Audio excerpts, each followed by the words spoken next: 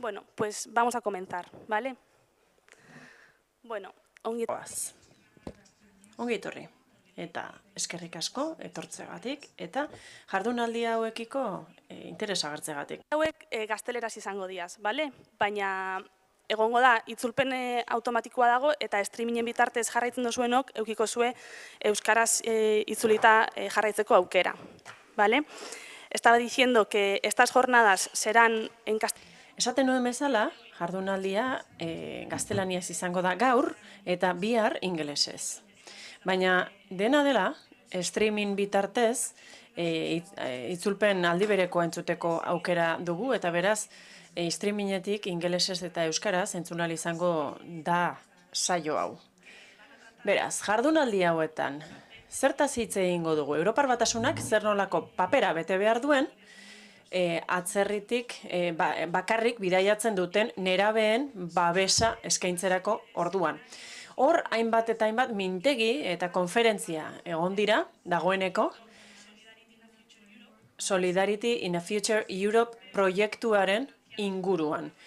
Europe for Citizens, Europar Batasuneko batzordeko laguntzarekin bultzatzen den programa oso baten barruan garatu dira, eta gaur eta bihar, hainbat eta hainbat hizlari gonbidatu ditugu esparru horren barruan, gai honen inguruan lan egiteko. Jardunaldi hauen helburua zein da? Elkarrekin hausnarketa bat egitea Europar Batasuneko etorkizunaren gainean. Hain zuzen ere, jardunaldi hauetako bakoitzerako aukeratu dugun gai zehatzen inguruan hitz egitea da kontua. Gaur zer dagokigu? Laguntzarik gabe datozen haur eta nerabeen babesaz hitz egitea dagokigu. Europar Batasunan mailan oso gai garrantzitsua gaur egun. Testu inguruak kontuan hartuta aldatu egiten dira iristen diren pertsonen profilak, Europar Batasuneko estatukidetara iristen diren pertsona horien profilak, baina azken batean, haurrak dira, bakarrik bidaiatzen dute, gurasorik gabe, legezko tutorerik gabe bidaiatzen dute, bidai luzea eta askotan arriskutsua egiten dute, eta eragozpen ugari izaten dituzte. Azkenean, herrialde batera iristen dira, eta herrialde horiek ez dakite zer nola egin harrera pertsona horiei. Eta askotan, herrialde horietan, nabarmentzen da beti atzerritarra direla, eta estatus hori ematen zaie, eta ez da horren beste kontuan hartzen aurrak direla azken batean. Beraz, hor bete behar bat dugu, harrera egiten dugun estatuek harrera eta babesa eskaini behar die persona horiei, aurren eskubideen gaineko konbentzioa respetatu behar dugu, eta Europar Batasuneko itunak oroar respetatu behar ditugu, baina Europar Batasunean ez dago sistema bateratu eta garbi bat babesa eskaintzeko adingabeko hauei. Beraz, estatukide bakoitzeko babes sistemen eskutan gelditzen da harrera hori egituratzea. Eta beraz, hori gertatzen da, askotan adingabeko pertsonak iristen dira, eta zer aurkitzen dute, era guztietako legediak aurkitzen dituzte, eta era guztietako sistemak. Eta horregatik oso prozedura desberdinen mende gelditzen dira, segun eta zein herrialdetara iritsi diren. Eta beraz, etor gaitezen gurera, gure kasuan, Espainiako estatuaz hitz egin behar dugu, eta hau da urrengo hitzaldiaren sarrera dagoeneko. Azken aldi honetan, estatuan, Espainiako estatuan asko hitz egin da gai honetaz, moldaketa garrantzitsu bat egon da atzerritartasun legearen alorrean, pertsona hauei dagozkien kontuetan gauzak aldatu dira, legearen aldetik, eta atzerritartasunaren alorra oso garrantzitsua da legediaz hitz egiten dugunean. Gero, aipatuko dugu zer nolako baldintzak dauden atzerritartasunera sartzeko, zer nolako baldintzak dauden pertsona horiek lana lortzeko adibidez, eta jardunaldi hauetan, jardunbide egokiak ere partekatu nahi ditugu, legezko moldaketa hori jardunbide egoki gisa erakutsi nahi dugu, baina nola nahi ere, haur eta gazte horiek izugarrizko zailtasunak aurkitzen dituzte, eta guk alderdi guzti horiek mahai gainean jarri nahi ditugu, elkarrekin gogoeta egin nahi dugu, zuekin guztiokin, proposamenak sortu eta proposamenak ekarri nahi ditugu, barneratze aukera horiek hobeak izan daitezen, hezkuntza mailan, lan mailan, eta oro har beren bizitza hobetu ahal izan dadin. Gaur, hau gu gehiago jardungo gara Espainiako estatuaren ikuspegiari buruz, legeari buruz hitz egingo digute lehen bizik gure hizlariek, eta atsedenaldiaren ondoren ikuspegi praktiko edo sozialagoa landuko dugu. Atsedenaldiaren ondoren, beste hizlari batzuk izango ditugu, ezingo dira hemen aurrez aurre egon, bideokonferentzia bitartez hitz egingo digute. Beraz, saiatu behar dugu, atsedenaldiaren ondoren, garaiz eta puntual bueltatzen aretora. Tira, gaur hemen bi hizlari ditugu. Hasteko Santiago Yerga dugu hemen gurekin, imigrazioetako zuzendari nagusi da bera, eta bera da bultzatzaile, hor sartu diren hobekuntza nagusien bultzatzaileetako bat da, eta aipatuko dizkigu zer nolako hobekuntzak gelditzen diren egiteko. Eta bestalde, beste hizlari bat ere badugu gurekin, bera da hain zuzen ere Mikel Mazkiaran, sos Arrazakeria Gipuzkoatik dator, eta gai honi buruz ere hitz egingo digu bere ikuspegitik. Aurrera!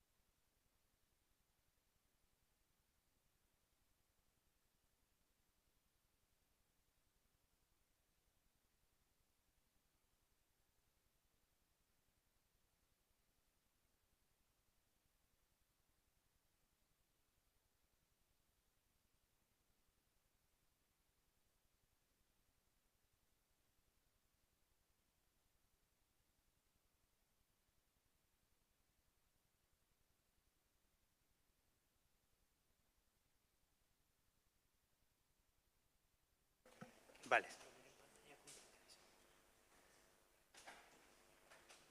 A ver, un momentico, a ver si podemos... Sí. ¿Dónde está esto? En Drive. Está en Drive, sí, ¿no? En pendrive. Sí, lo que pasa es que los archivos del pendrive ahora no están en orden alfabético.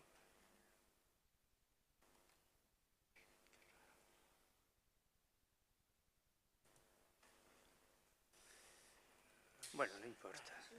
Venga, se ve. Bueno, venga, Arratsalde-on, buenas tardes. Voy a intentar... Arratsalde-on. Tira, gaur Europako proiektu bati buruz ari gara, eta 5 herrialdetako, 6 herrialdetako lankide eta laguna ditugu hemen, ez ditut aipatuko zein diren herrialdeok, ez dut gogoan, baina hala da. Saiatuko naiz beraz, testuingurua ezartzen, hau da, kokatzen gai hau. Jakin dezagun, pertsona hauek, Europako lekuetara iristen zaizkigun pertsona hauek nola datozen. Eta gogoratu dezagun, Europako gazteen eta adingabekoen gaia ari garela azken batean gaur hemen. Argazki bat, ekarriko dut orain begitara, egia esan, noski, ikusten duzuen irudi hau ez dut nik egin, nik ez nuke asmatuko, Tamara, nire lankideak lagundu dit hau egiten. Gaur goizean hause egiten jardun du, eta Tamara egia esan, oso lankide ona da, nire kontu guztiak aguantatzen ditu eta pazientzia izugarria du. Tira, has gaitezen, engranaje batzuk irudikatu nahiko nituzke gaurko gaia kokatzen hasteko. Hau, Chaplinen garaietako irudi bat da. Chaplinek badu Scorseseren film bat dago, La invención de Hugo du izena, eta hor ikusten dugu pertsonai bat, erloju bat zaintzen ari dena, tren geltoki batean dago, eta erloju horrek balio dezake nik adierazi nahi dudan hori azaltzeko. Makinaria batzuetan badira engranaje handi batzuk, eta horiek batzuetan ongi funtzionatzen dute. Eta ez baldin badute ongi funtzionatzen, makina erabat, ataskatuta gelditzen da. Hemen, Espainiako estatuan zer dugu?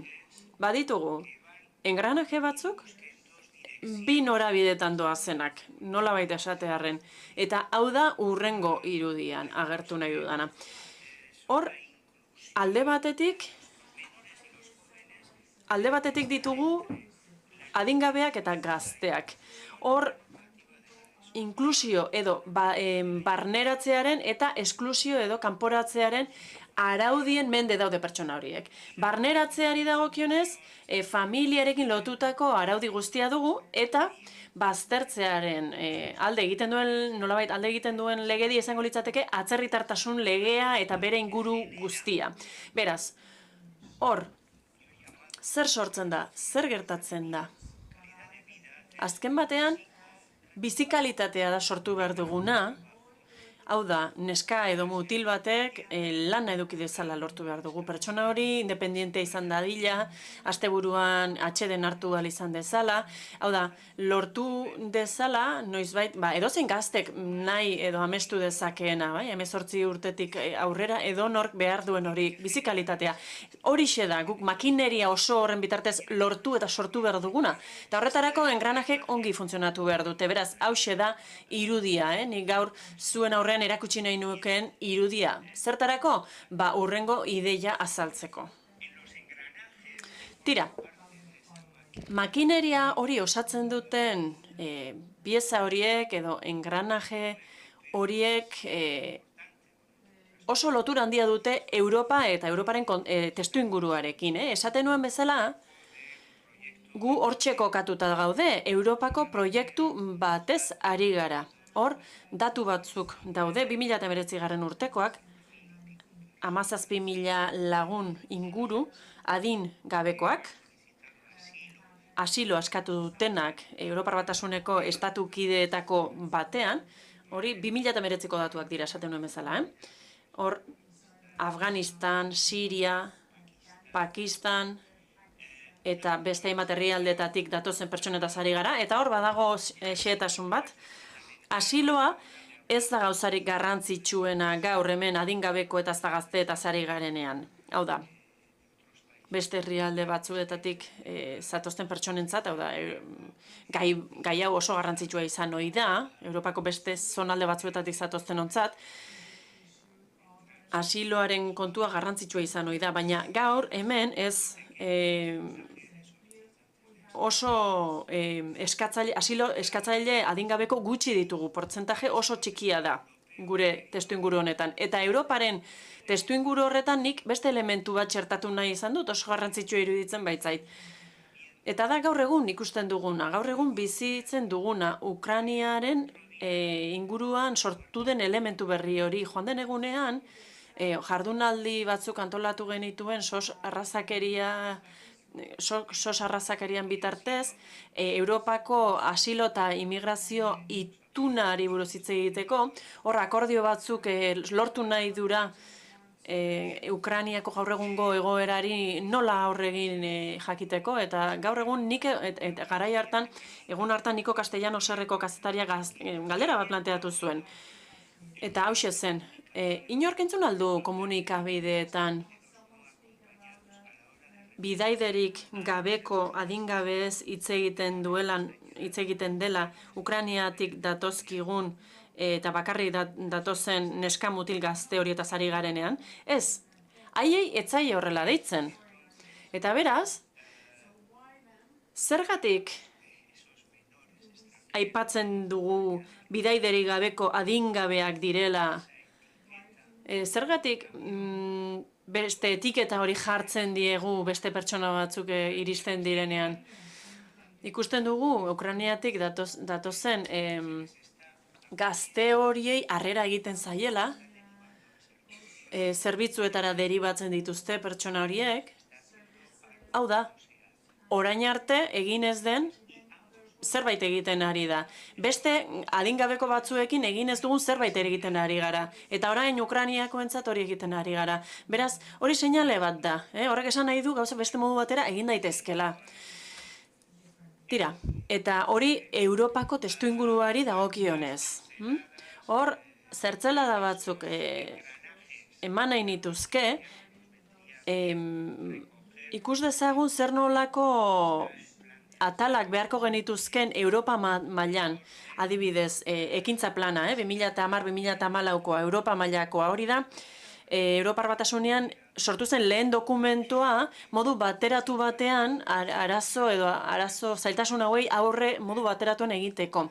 Horrek euskarri normatibo bateratu bat eskaini nahi du estatukide guztientzat, eta hainbat egilek proposatu dute, eta ni bide batez bat nator gainera, nahiko kontu premiazkoa da gainera, hor, zuzentarau bat edukitzea. Hori da, hainbat egile proposatzen dutena. Zertarako? Arautzeko neskamutil horien iragan bide hori, bai? Europako hegoaldetik sartzen diren pertsonak, Espainiatik pasa eta beste herrialde batzuk zeharkatzen dituzten pertsona horien ibilbide hori nolabait arautu egon behar da eta tresnak behar dira.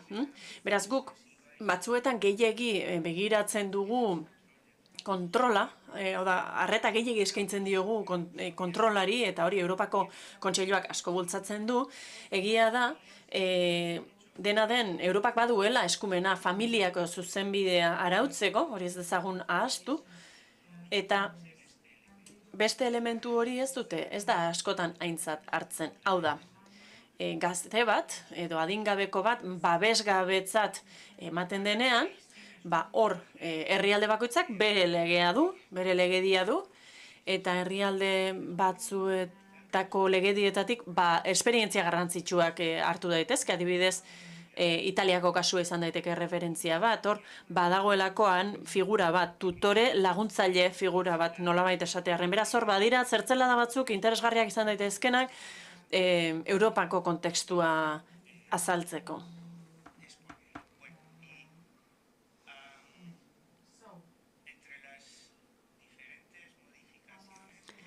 Beraz, hor, hainbat moldaketa egon dira hemen, eta hor, nabarmendu behar da moldaketa bat, adingabekoaren babes juridikoaren lege organikoan gertatu zena, 2015 urtean.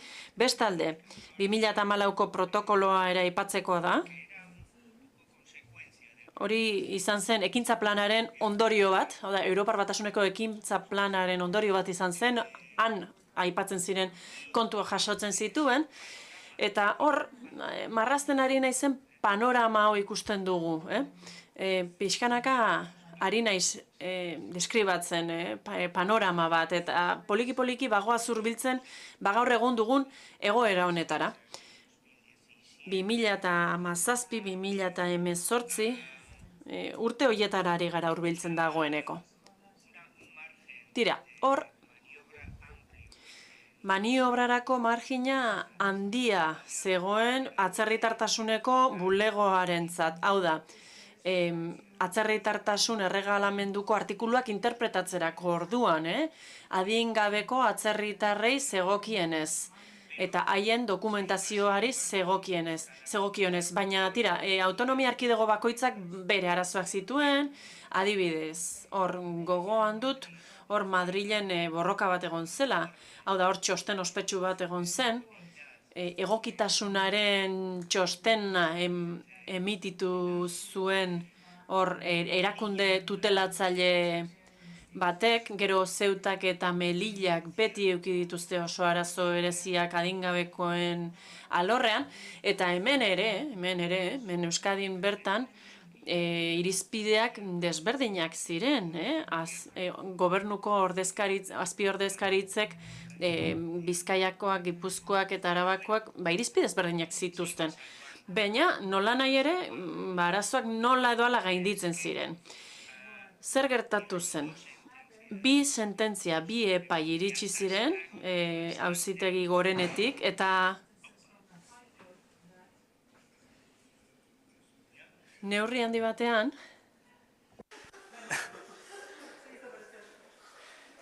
No estaba preparado, pero la verdad es que ha salido bastante sincronizado. Bueno, como decía, dos sentencias del Tribunal Supremo. Auzitegi Gorenetik bi epai etorri ziren eta makineria guztiura, engranaje haiekin guztiekin, ataskatuta gelditu zen. Sententzia edo epai horiek bat 2018koa, beste bat 2019koa izan ziren, eta zer esan zuten? Tira, azken batean hauxe esan zuten. Adingabekoek beren baimenak berritzeko berezko baliabideak behar zituzten. Hau da, errekurtso propioak. Ipremaren eunekoak.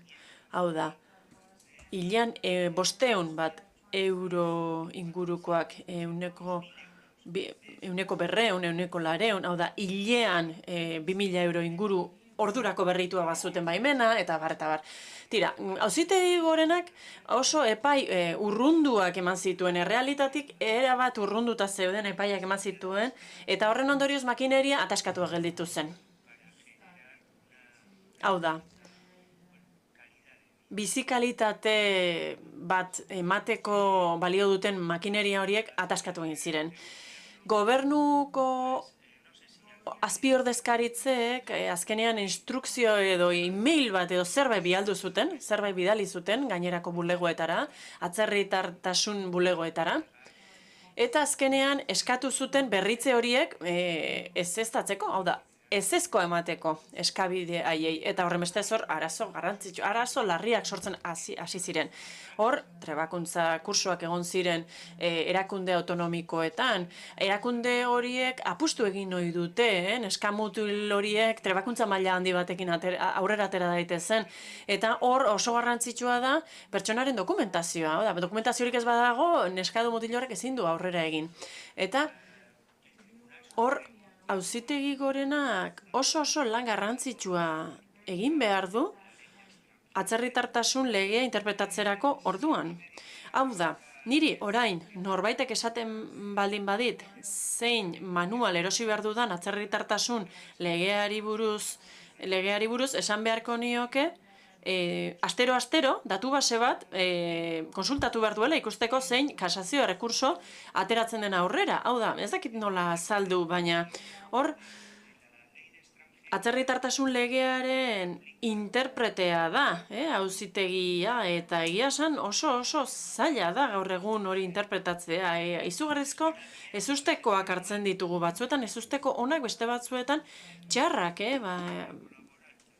sustraitze laboralaren epaia eta horrelako antzekoek harri eta zur uzten gaituzte.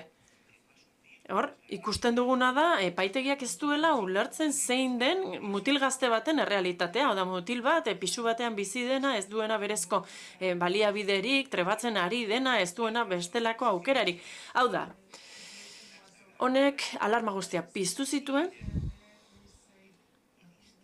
eta orduan, ministerioan hasi ziren ikusten, benetan premiazkoa zela, erregelamendua berritzea. Ez zegoen beste erregelamendurik, eta beraz, hor interpretazio bat egiten zen, hain zuzen ere, baimenak berriztatzeko araudiaren gainean, eta interpretazio horien ondorioz, arazo izugarria sortzen ari ziren.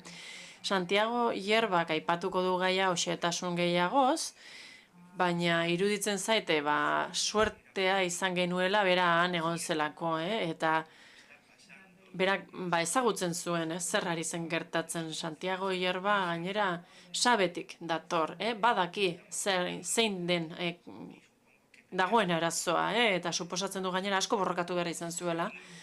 Eta horri eskerrak azken batean erreforma bat aurrera atera zen, eta horrek asko betu ditu gauzak.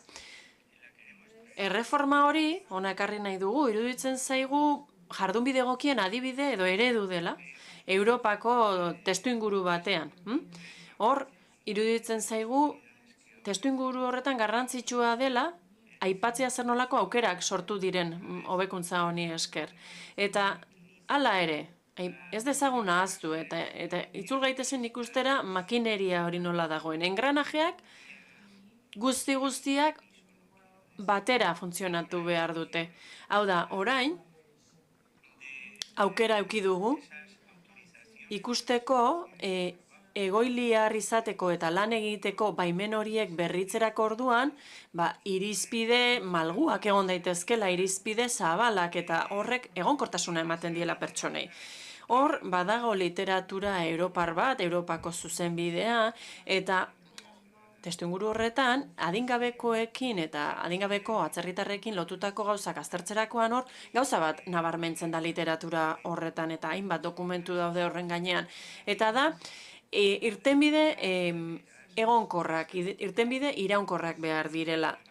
Hau da, horretarako, ona iritsi diren gazte horiek eta bueltatuko ez direnak, azkenean segurtasuna beharko dute eta egonkortasuna. Eta horregatik, interakziorako eta barneratzeko, integraziorako prozesu jarri behar dira martxan. Eta horren bestez hori da, norabide egokia. Irtenbide egonkorrak eta luzera begirakoak eskaintzea. Noski hemen geldituko direla jakina. Pertsona guztien arazoak ezingo ditugu konpondu, hori ere badakigu. Baina nola nahi ere hori da norabide egokia. Eta gogoan izan behar dugu gainera, makineria horretan beste engranaje batzuk ere egon beharko direla. Gure hemen bertako ingurunean ere bai, Eusko Jaurlaritzak, Foru Aldundiak, udalak, 3 administrazio ditugu, eta eragina dute. Haur eta gazte horien prozesuetan izugarrizko eragina dute. Zuetako batzuek, baliabideetan lan egiten duzue, hezitzaileak zarete, nik baino are hobeto dakizue zertaz ari garen. Hor, laguntzak daude, ebaluazio txostenak, orain ikastaroak ere eskaintzen dira. Gero, izugarrizko burokratizazioa ere gertatu da. Hau da, ikusten duguna da, ona iristen diren neskamutilak, gurearekin inolako zerikusirik ez duten beste mundu batzuetatik datozkigula, eta beste leku batean daude, zentzu horretan. Eta beraz hor, makineria horrek beste alor batzuk ere kontuan hartu behar dute. Beste alor batzuk kontuan hartu behar dituzte. Eta aipatu dut lehen ere, Europako zuzentarau bat edukiko bagenu, horrek lagundu egingo liguke bizikalitate hobe bat eskaintzen. Eta azkenik, olioa. Olioa. Zer esan nahi dut?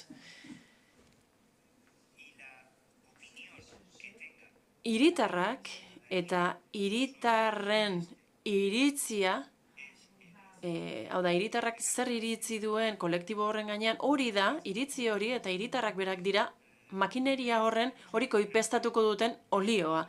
Ezin dugu ezer konpondu engranajeak eukita ere, engranaje horiek ez badute ongi funtzionatzen. Eta hori, koipestatze hori, olio emate hori, denon lana da, denoi dagokigu. Guk hiritartasunari transmititu behar diogu, eta hiritartasunari buruzari naizenean da, Donostiako hiritarrei, Donostiako pertsonei hau transmititzea, hau da, neska mutil hauek desabantaila izugarri batean egon dira, eta hortik abiatu dira. Eta pertsona horiek badute zerresana, garrantzitsuak dira. Prozesu batzuk bizi dituzte. Eta lehen aipatzen nuena azken batean, bizikalitatea behar dute, denok behar dugun bizikalitatea. Eta beraz, olio hori, koipe hori, ezinbestekoa da makineria koipestatzeko, eta beraz, makineria horrek ongi funtzionatu izateko, eta modu bateratuan engranaje horiek ongi funtzionat dezaten. Beraz, ez naiz gehiago luzatuko.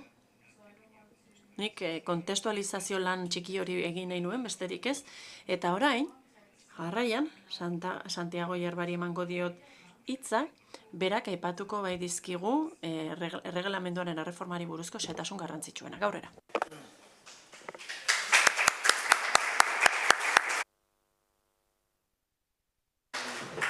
Gracias, Mikel, por tu... Eskerrik asko, Mikel, zure hitz politengatik.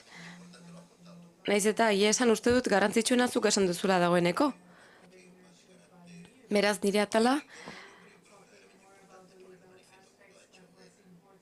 beraz, garrantzitsuena apur bat engranajeen eta koipearen berri ematea zen azken finean, beraz, esan bezala hori da garrantzitsuena. Lehenik eta behin, eskerrak eman dizkiot sarrazakeria erakundeari jardunaldi Europar hauek antolatzeagatik.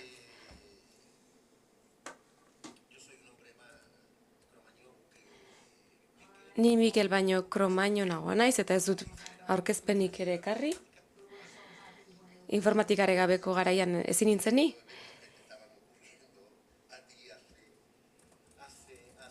Eta zuri minutu batzuk lehenago gertatu zaizuna, horixe gertatzen zain niri. Zailtasunak dituela horrelako aurkezpenak egiten, eta nik apur bat erreforma edo berrikuntza honen edukiak azalduko ditut, haren xehetasunak. Eta praktika egokiak edo jardunbide egokiak ere aipatuko ditut. Erreforma hau ez da jardunbide egoki bat, baizik eta behar izan bat da. Behar bat derrigor azaleratu dena egungo egoerari aurre egiteko. Mikelek aipatu du eta ni apur bat xehetasunetan sartuko naiz orain. Bestalde, eta Mikelek jaurti duen amaieran jaurtitako ideia bat hartuko dut, pentsatu nahiko nuke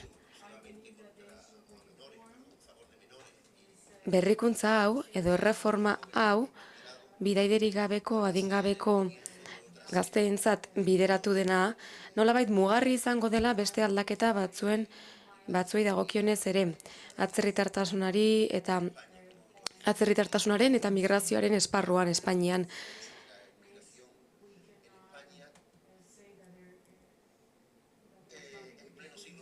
Migrazioa Espainian egun ezin dugu landu 19. mendeko tresnekin.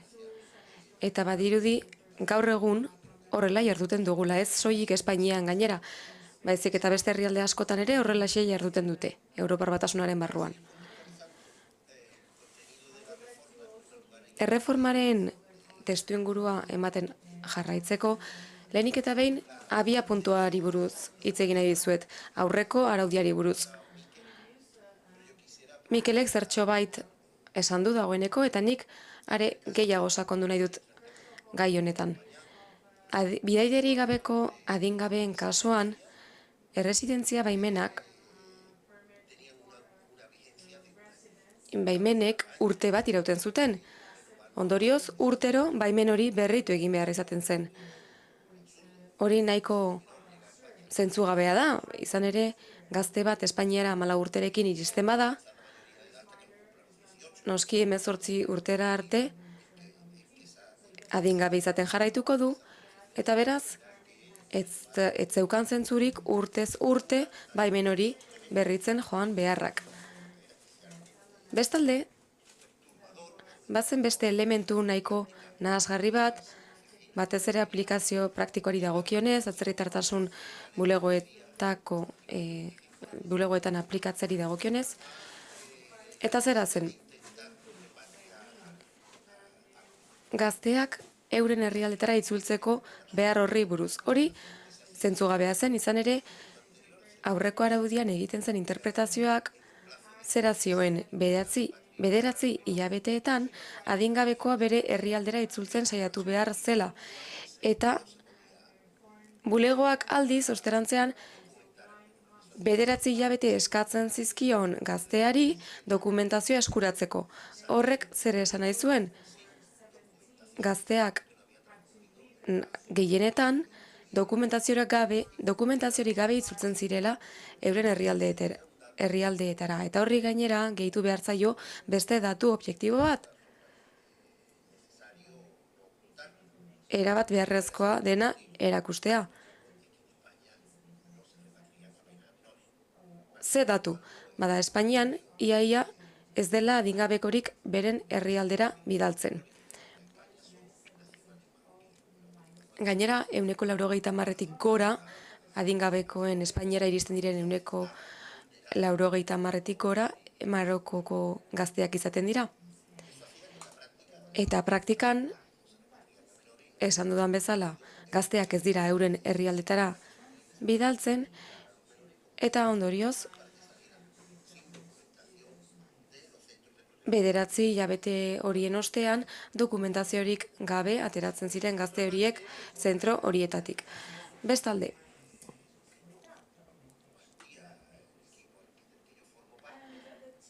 nik lan egiten dudan taldean, zera behatu genuen, 16 eta 18 urteko gazteen artean, gazte horiei lan egiteko aukera ematen zaiela. Eta Espainiar araudi edo testuinguru juridikoak ezartzen du 16 urtetatik gora gaztek lan egin dezaketela eta era berean egiturat arrunteko familietako gazteek 16 urtetik gora lan egin dezaketela. Aldiz, babes zentroetako gazteek 16 eta 18 urte bitarte bat zituzten ezin zuten lanik egin. Hau da, 16-18 urtetako gaztek ezin zuten lanik egin eta hori etzen egokia gazte horiek gizartean barneratu edo sartu ahal izateko. Arazo hori instrukzio baten bidez ebatzi genuen 2020an alarma egoera dekretatu baino apur bat lehenago, pandemiaren ondoriozko alarma egoera dekretatu baino lehen, eta horri esker gazteek ibilbide sozio-laboral egokiago bat lortu zuten. Hori atzerriko adingabei dagokionez. Zer gertatzen zen gazte horiek 18 urte betetzen zituztenean. Mikelek aipatu du egoera, eta nik esango nuke egoera horiek bereziki mingarriak direla. Zergatik, nire iritziz oso esanguratsua da nola begiratzen diegun orokorrean atzerriko gazteei. Izan ere, oroar alde batetik urte bateko lan hitzarmena eskuratzea eskatzen diegu lan egin ahal izateko, eta hitzarmen hori lortu ezean residentzia ez lukratiboen arauak aplikatzen zaizkie. Zer esan nahi du horrek? Bigarren berritzean,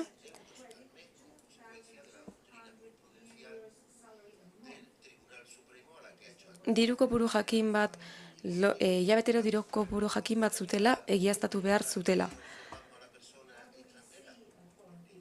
Eta zergatik diot, begirada hori bitxia dela, bada argumentazioa oso xumea da. Gure seme-alabek 18 urteekin gai aldira urte batean edo urte bateko lan hitzarmen hori lortzeko. Gure seme-alabek 18 urte dituzten edan berezko baliabideak dituzte hilabetean 200.000 euro irabazteko gai dira. Ikuspegi hori edo balorazio hori nahiko absurdua iruditzen zaigu. Eta horregatik diot, Auzitegi Gorenak nolabait ez zuela zentzuz jokatu doktrina hori ezarri zuenean. Atzerriko adingabeen egoera zehaztu zuenean. Eta doktrina horren ondorioz, eta doktrina horri aurre egiteko e-mail bat bidali zen, migrazio saileko arduradunak hala egin zuen, eta nolabait urjauzi edo efektu bat sortu zen. Hau da, batean,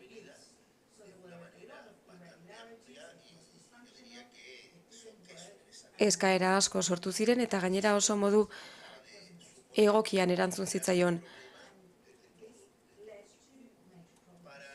Baina horrek arazo asko ekarri zituen.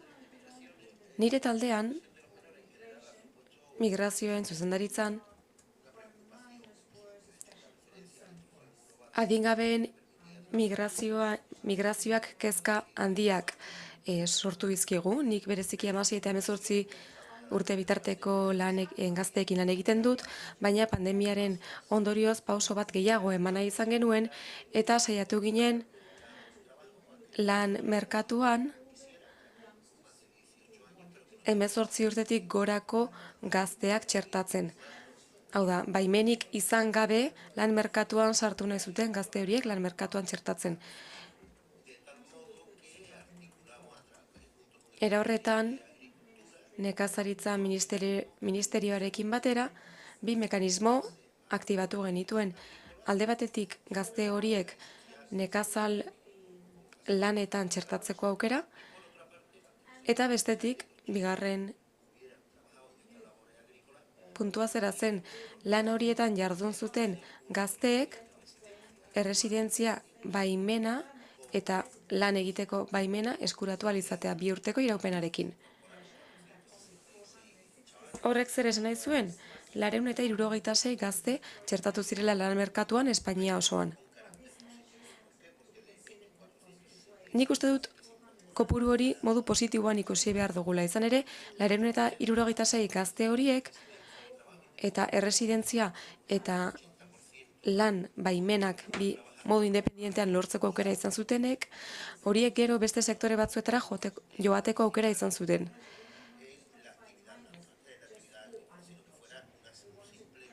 Beraz, nolabait, nekazal jardueretan lan egiteko ekimen hori palanka bat izan zen gero beste sektore batzuetara joateko.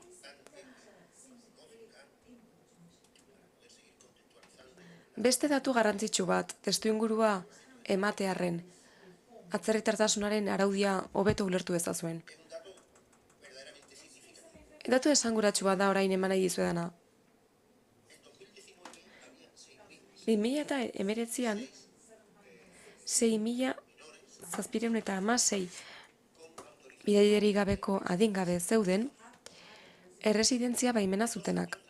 2 urte geroago, 2021 batean, horiek dagoeneko 19 urte zituzten eta beraz adinez nagusiak ziren, soilik 590 lortu zuten gizarte segurantzan alta ematea edo gizarte segurantzan alta emanda zeuden.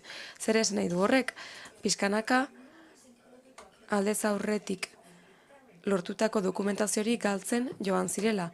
Adingabekoak zirenean dokumentazioa zuten, baina 19 urte betetzen zituztenean ezin zuten lanik egin, eta soilik 6.716 horietako 590 gaztek zeuden gizarte segurantzan alta emanda lana egiten.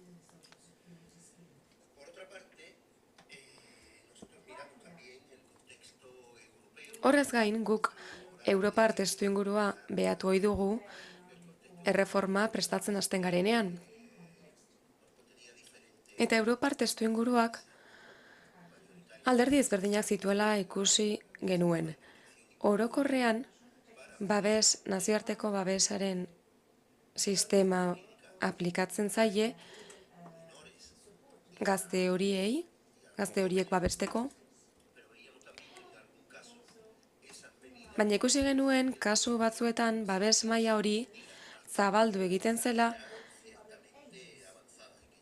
eta adin helduagokoei ere eskaintzen zitzaiela babes hori. Gainera diru laguntzak ere ematen zitzaizkien. Eta adibide gisa, Italiako kasua aipatuko dizuet. Italian 2016an egindako erreformari esker nahikoa zen eskaera egitea baimen hori lortzeko. Guri iruditu zitzaigun atzerritartasunaren araubidea gurea anomalia juridiko bat zela. Bi ikuspegitatik. Alde batetik, oso modu ertxian lotzen zuelako gaztea bere baliabide ekonomikoekiko, hau da, dokumentazio lortu ahal izateko baliabide ekonomikoak justifikatu behar hori, eta beste alde batetik, nolabait, hautsi egiten zituela nazioarteko araudi oro, aurrei buruz Espainiak berretxitako nazioarteko legedi guztiak hausten zituela. Eta azken batean, autonomia erkidekoek egindako esfortzu guztiak, hau da, adingabeko hauek trebatzeko eta prestakuntza eskaintzeko autonomia erkidegoek egindako esfortzu guztiak azken batean ez zutela ezertako balio. Gero gazte horiek irregulartasun egoeretan amaitzen zutelako.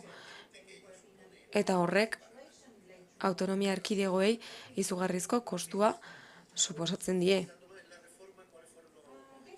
Erreforma apur bat gehiago behatuz. Ze helburu genituen. Lehenengoa, dokumentazioa lortzeko prozesuaren simplifikazioa. Adingabeko, bidaiderik gabeko adingabeentzat. Lehengo urteko azaroaren 9 erreforma hau indarrean sartu aurretik, nola esango dizuet ba? Beste hitz batzuetan esango dizuet. Espainian immigrazioa hasi zenean, izan jabetzaren erregistradore bat bazen migrazio kontuak ikuspegi juridikotik finkatzen hasi zena, gizon hori jubilatuta dago, gaur egun erretiratuta dago, pozik, ez dut esango bere izena, jarraian esango dizuet une honetan bere jardunbidea edo bere aisialdian egiten duena zer den, aizkorak jaurtitzen ditu, hori da bere aisialdiko jarduera. Benetan egia da, internetean aurkituko dituzue bere bideoak. Berak esaldi bat esan ohi zuen. Espainian atzerriak erakusleio batean egon behar du etengabe, eta adingabeko atzerritarren kasuan ere gauza bera. Agian garrantzi handiagoz gainera. Horrek zertzekarren adingabeko atzerritar hori bere bizitzaren atal guztiak dokumentazioz erakusten eta frogatzen erakutsi beharra. Hau da, pertsona ona dela, ikase egiten duela, ez diola bizilagunari mugikorra lapurtzen, eta gauza horiek denak justifikatu beharra. Eta nahita diot, mugikorraren kasua, izan ere, adingabekoak bizilagunari mugikorra lapurtzen amaitzen badu, agian trebakuntza arazo bat egon liteke horrazpian. Beraz, hori ere esan nahi dut. Zer adierezi nahi dut honekin? Alde batetik gure helburua dokumentazioa simplifikatzea eta prozedura erraztea zela. Bigarrena, eta hau ere oso helburu garrantzitsua da, esfortzu gehien eskatu zizkiguna. Zentrotik dokumentaziorik gabe ateratzea saiestu nahi genuen. Eta hor, mota guztietako egoerak aurkitu genituen. Horregatik esan genuen, Estatuaren administrazio orokorrak ofizioz egin behar zuela hau eskatu gabe. Baina hor, oztopoa zera zen, administrazioak berak ez duela saiakerarik egiten gazte hauek dokumentatzeko. Bestea lehen aipatutakoa, 16 urtetik gorako atzerritarrek lan egiteko aukera eskaintzea izan zezaten. Hirugarren puntua. Erresidentzia ez lukratiboaren kontu horrekin amaitzea. Hau da, 18 urtetik gorakoek ere, baliabiderik gabe ere, baimenak lortzeko aukera. Zer esan nahi du Espainian erresidentzia ez lukratiboa izateak. Eta nik araudi honetan lan egin nuen. Horregatik esaten dizuet.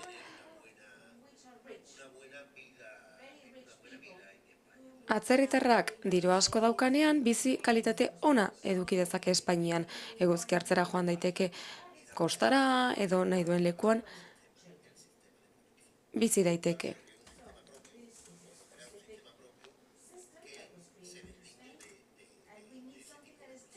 Beraz, sistema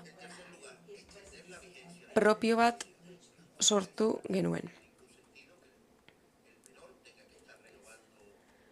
Jarraian, baimenak urtero berritzeko behar hori alde batera utzi nahi genuen, horrek karga administratibo handiak ekartzen baititu, ez soilik herritarrarentzat, baita Espainiar administrazioarentzat ere. Eta azkenik, helburu espezifiko bat txertatu genuen. 18 eta 23 urteko gazte horiek sisteman txertatu ahal izatea, Auzitegi Gorenaren ondorioz dokumentazioa galdu zuten gazte horiek, gizartean txertatzea. Beraz, zerotik hasi eta gazte horiek berriz sistemara ekartzea. Gainera, erreforma prozedura gardena izatea nahi genuen, eta eragile guztiek, baita hirugarren sektoreak, gizarte zibilak, arau honetan parte hartu ahal izatea nahi genuen.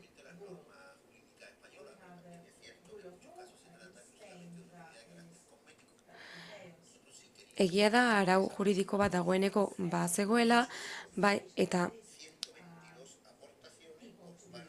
baina guk berriz esan nahi genuen, guk azpimarratu nahi genuen, gizarte zibilaren parte hartzea bultzatu nahi genuela. Eta 122 erakunde edo pertsonek erantzun zuten eta euren iritzia bidali ziguten.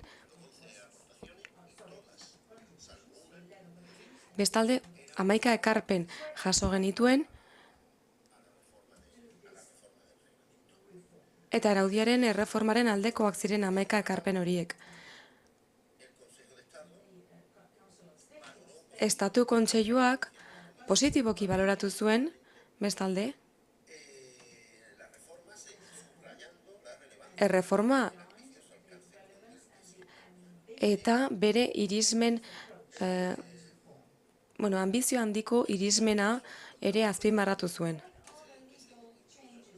Zeintzuk izan ziren zehazki aldaketak, berrikuntza honek edo erreforma honek ekarri zituen aldaketak.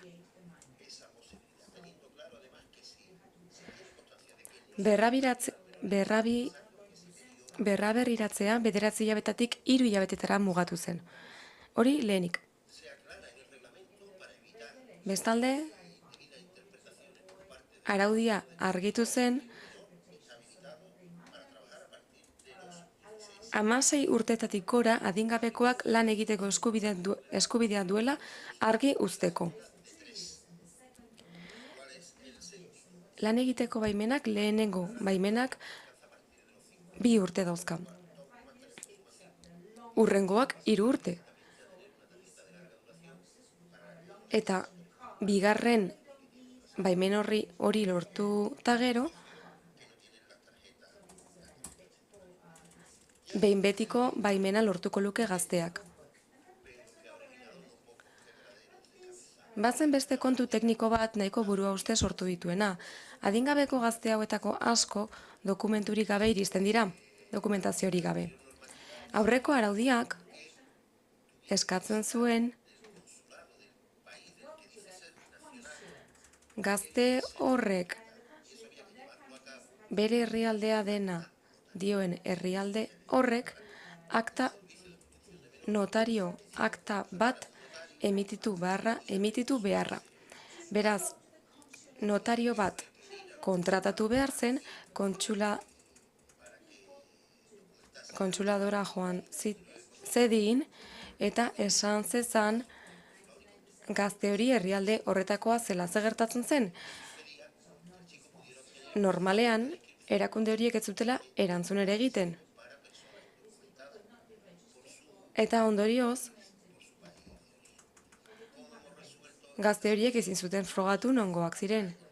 Nola konpondu genuen egoera hori? Bueno, horrez gain kontuan izan behar da notaritzatik pasatzeak dirua eskatzen duela. Nola? Bada, adingabekoen zerbitzua kontsulatura joan da eta berak egin du lan hori. Horrela, kostuak murriztu ditugu eta beharrezkoak ez ziren izapide horiek ere ezabatu egin ditugu.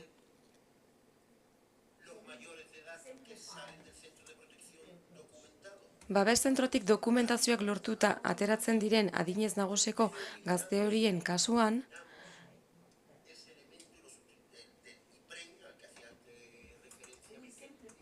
IPRENaren osagai hori kendu genuen eta gutxieneko diru-sarrera hori ezarri genuen IPREMaren ordez.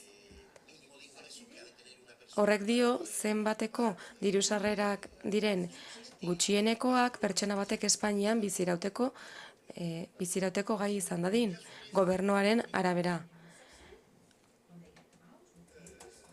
Era berean,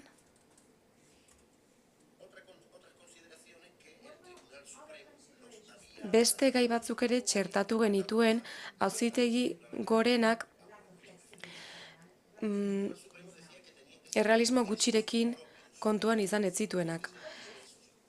Auzitegi Gorenak zioen gazteak berezko baliabideak eta diru-sarrerak behar zituela. Guk uste dugu berezko diru-sarrerez gain diru laguntza sozialak ere barne hartu behar ditugula, nola laguntza publiko zein pribatuak, baldin eta horiek laguntzen badute, laguntzen badiote gazte horri diru sarrerak izaten. Zentrotik atera ostean ere. Azkenik, kontuan izango dira, integrazio saiakeraren txostenak edo trebakontza jaso izanaren txostenak. Nik gauza bat garbi esan nahi dut.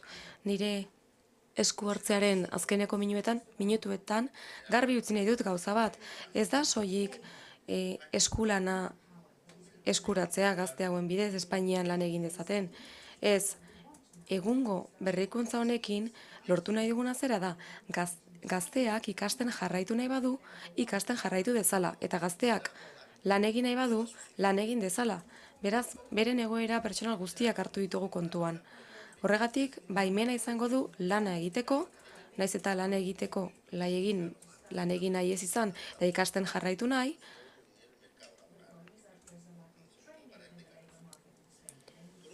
eta agian hori izango da gainera interesgarriena gazte horren etorkizunarentzat. Azkenik, dokumentaziorik gabe ateratzen diren gazte horien kasua ere behatu genuen, 17 urte inguru dituzten gazte horien kasua. Espero dugu gero eta gutxiago izango direla egoera horretan dauden gazteak. Espero dugu inor ez dadila dokumentaziorik gabe atera zentrotik, baina egoera horietan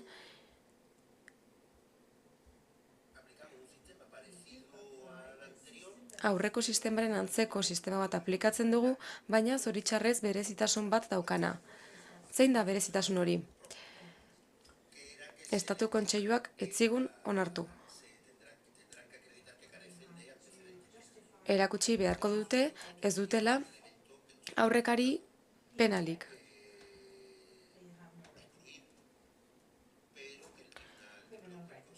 Guk hori kendu nahi genuen, baina Estatu Kontseiluak ez zigun utzi.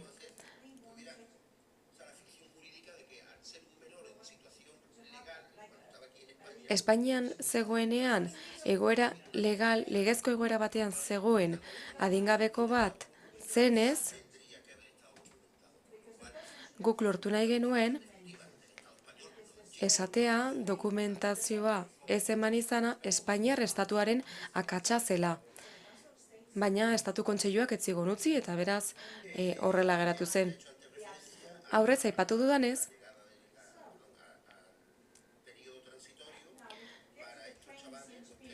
gazte hauentzako bada trantsizio epe bat, eta lera aipatu dituan horiek dira. Hau da, erresidentzia baimena lortzeko tartetxo bat izango dute, baina aurrekari penalik ez dutela ziurtatu edo frogatu beharko dute gazte hauek. Erreformaren esparruan guk egiten genituen aurreikuspenek 15.000 pertsonari eragingo ziotela aurreikusi genuen.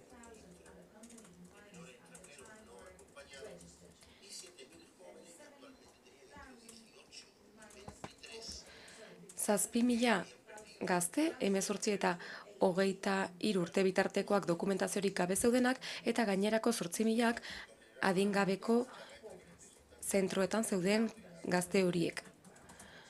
Hau soilik jakin dezazuen zenbat pertsonari eragingo zion gure erreformak. Eta orain bada beste elementu bat esan nahi dizuedana. Gaur egun, 11.000 gaztek erabili dute guk erreforma honekin ezarri dugun mekanismoan. Beraz, esango nuke, pozik egoteko moduan gaudela, une honetan erreformak izan duen irismenarekin. Esango nuke oso esanguratsua dela, eta garbi utzi duela, ze beharra zegoen arazo hauei aurre egiteko.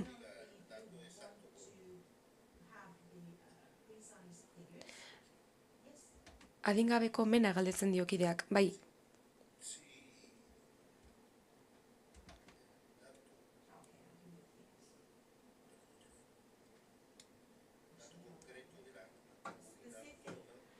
Autonomia erkidego honen datu zehatza, haian interesagarria izango da,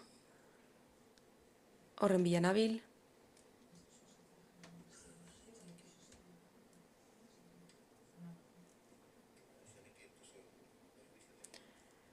Mikel lekzioen eran hauek zuzenean lan egitearen kontuak dira. 11.024 dira, zehazki gaur egun, sistema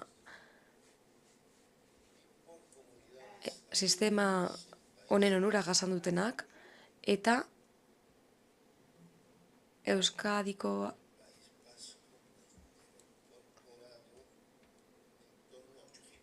autonomia erkidegoan 800 inguru dira. Ia 900.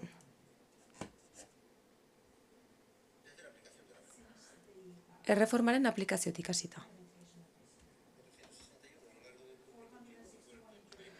2021an 471 eta gainerakoak 2022an. Esango nuke kopuru politak direla. Horietatik gehienak Bizkaiak izan ditu, jarraian Gipuzkoak eta azkenik Arabak. Hemen geratuko naiz, zuen denbora gehiago ez kontsumitzeko eta apur bat zuekin hitz egiteko aukera ere izan dezagun. Norak aurkezpena egin zuenean ere, galdera hau bota zigun, zeintzuk dira erronkak. Nik esango nuke dokumentazioa soilik abia puntua dela.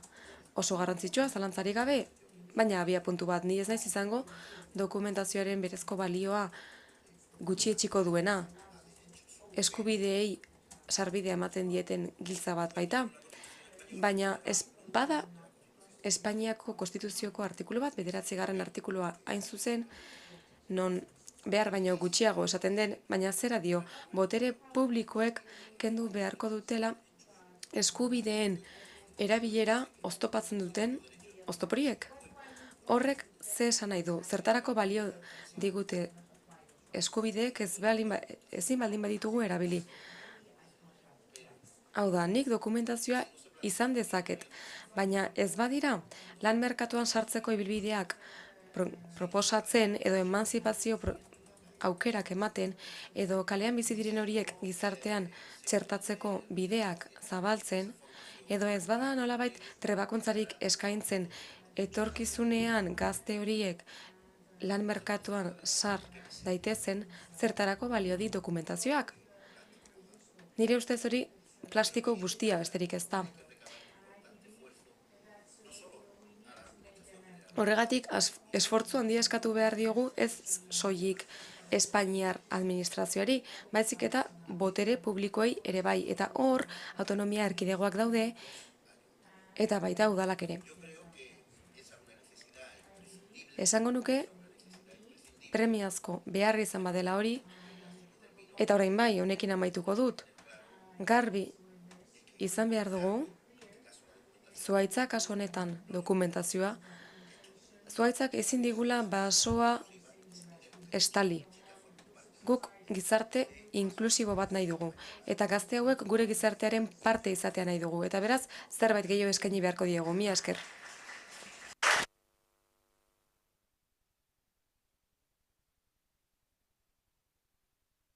Ahora tenemos un cuarto de hora, un poquito. Orain 15 minutu dauzkagu, galderak botatzeko.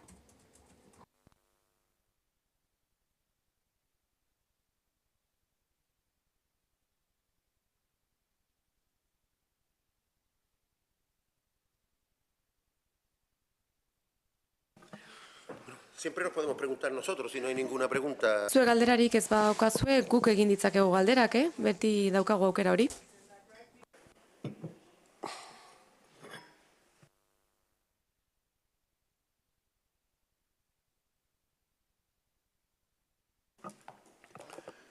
Bueno, creo que alguien tiene que... Badaukagu galdera bat dagoeneko. Gauza bat ez dut garbi ulertu.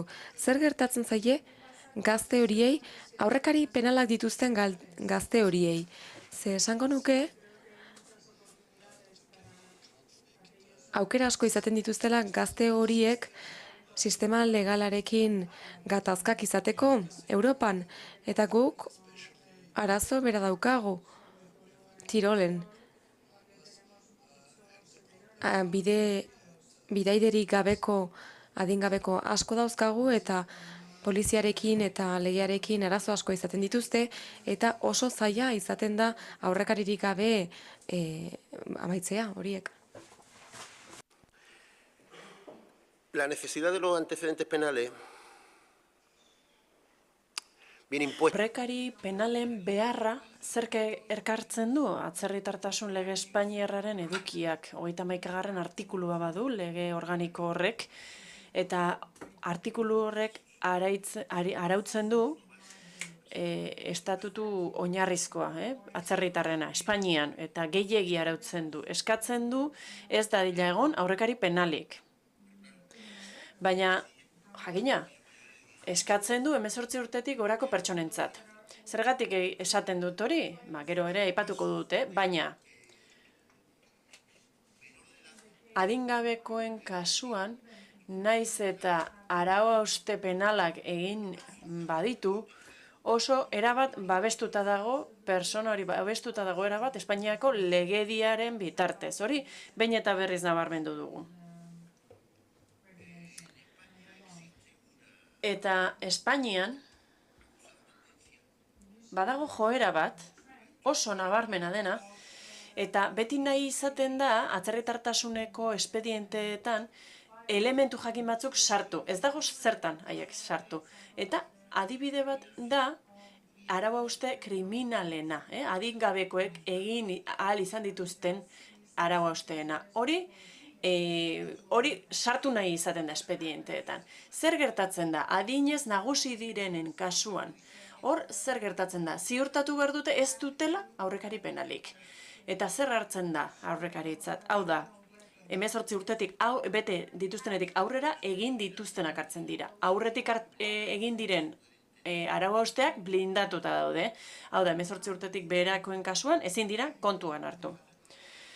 Beraz, egin dezagun berrikuspen historiko bat. bere garaian lege organikean sartu zen aurrekari penalen exigentzia hori sartzea erabaki zen adingabeko atzerritar guztien kasuan. Zergatik? Hor hainbat eta hainbat egoera sortu eta gertatu zirelako aldez aurreko erregularizazio prozesuen ondorioz.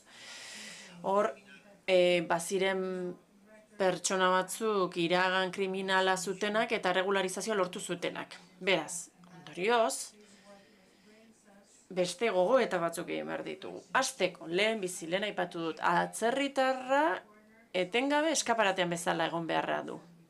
Honen guztiaren ondorioz. Eta bigarrenik,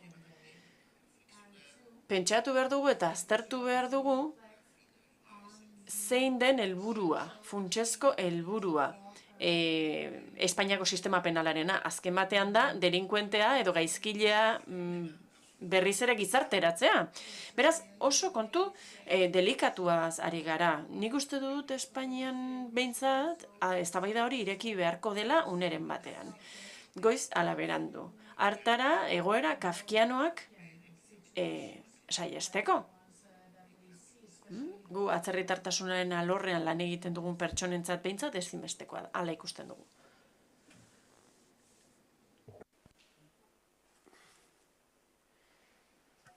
Bueno, por allí hay una... Kaixo, bueno, yo te quería comentar un poco... Tira, kaixo, nik gauza bat komentatu nahiko nizuke. Erreformaren ondoren bizitzen ari garen egoera bat aipatu nahiko nizuke. Gipuzkoan, behintzat. Iruditzen zait, Bizkaian eta Araban egoera ez dela berbera, baina tira. Neskamutil hauek ditugu, 18 eta 23 urte bitartekoak, berriz ere egoiliar baimena eskatu ahal izango dutenak. Eta hor bi ezeztatze mota ditugu hemen. Batzuei ezezkoa ematen diete, egoiliar baimena eskatzen dutelako 23 bete ondoren, 23 urte bete eta hilabete batzuetara, esaten diete 23 urtetik aurrera dutela eta horren bestez ez dutela aukerarik kolektibo horretan sartzeko. Hori alde batetik, ez da bestalde. Ezezkoa ematen diete, pertsona batzuei baldin eta bere garaian egoiliar baimena berritu badutela 97. Artikuluaren arabera, baina gero ezezkoa eman badiete. Irabazia asmori gabeko berritze hori ukatu badiete. Hori besterik ez, kontatzearren.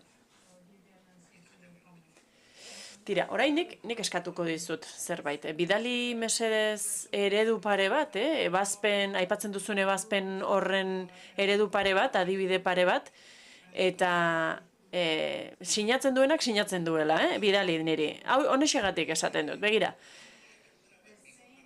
Erreforma indarrean sartu zen egunean, noski, hau ezin duzu aipatu, hau da, ez dago dokumentu batean jasota, baina guk azaroaren 9an erreforma hori indarrean sartu zenean, Espainiako bulegoko buruak deitu gintuzten, eta gainera, jaieguna zen Madrilen, gu lanean ari ginen, baina tira, jendea paseatzen ari zenan. Eta 18-23 hor dena barnean sartzen zuen zerbait zela esan ziguten. Esan ziguten zela 23 urte,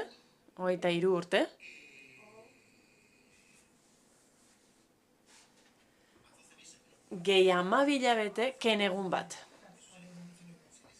Hori da azaldu zitzaiena ahoz buruei.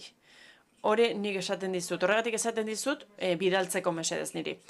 Eta gainerakoan ez dakit zein den oinarria, hau da komunikazio hori egiteko. Zuk formulatzen duzun horren aurrean ez dut ulertzen. Hau da, horietako kasu bakoitzetik bat bidaltzen badiazu, konformatuko naiz. Gero emango dizut nire helbidea.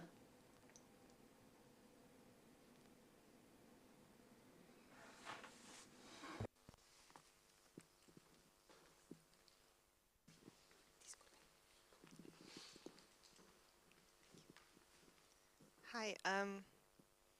So I'm from Lithuania, so I don't really know the very specifics of the reform apart from. Koa naiz, eta ez dut ezagutzen erreformaren zati espezifikoa, bakarrik aipatu den hori ezagutzen dut, baina zifra batzuk entzun ditugu, 11.000 lagun daudela entzun dugu Espainian, eta 800, ia 900 lagun hemen Euskadin. Eta hor, sartu dira erreforma izan zenez geroztik.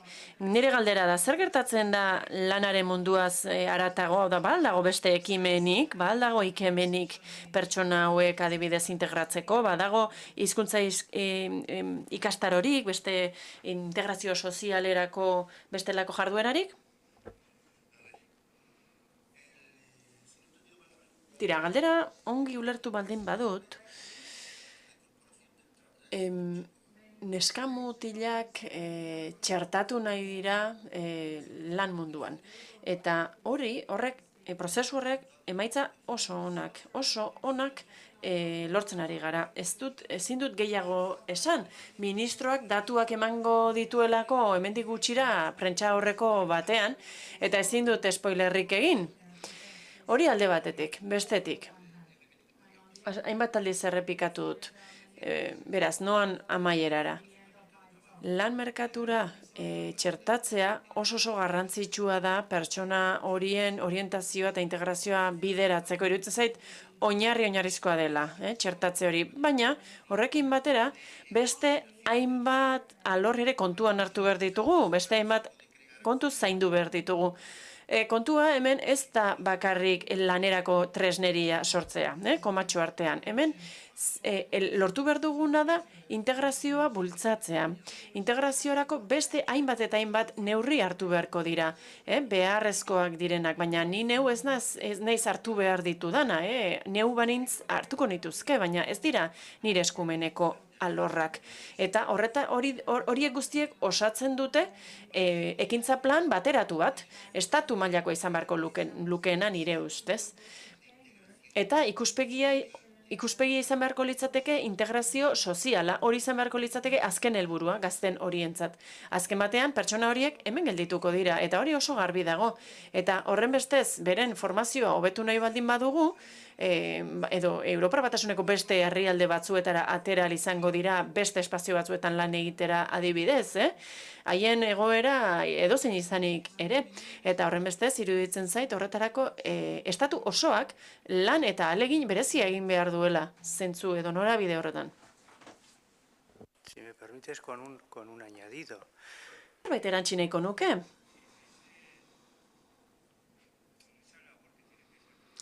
Lan hori bateratua izan beharko da.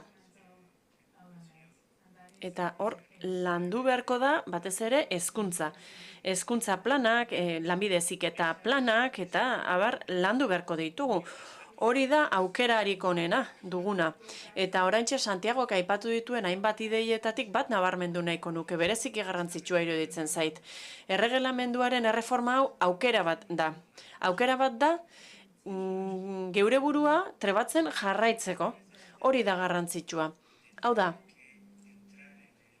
ez da beharrezkoa lan mundu prekario batean sartzea, hori da gehienik gertatzen zaiena, baina bere burua trebatzen jarraitu dezakete gazte horiek, eta aukera hori eduki dezaten, beharrezkoa da lehen aipatzen dituen enkranaje horiek ongi funtzionatzea.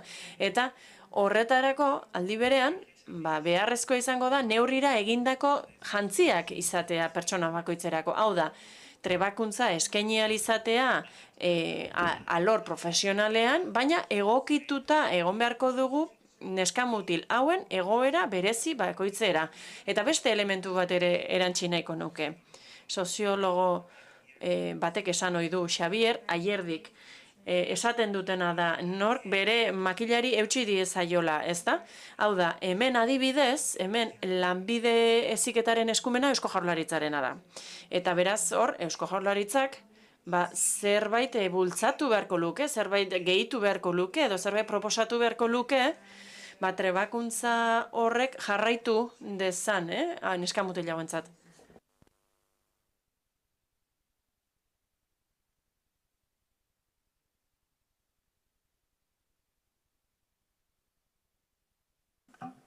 Bueno, pues yo creo que si no hay más preguntas, ¿no? Bueno, pues muchas gracias. Beste galderarik, agur esango diegu. Eskerrik asko Mikel eta Santiago, ordu erdiko atsedenaldi bat egingo dugu, eta ordu erdi barru bueltatuko gara.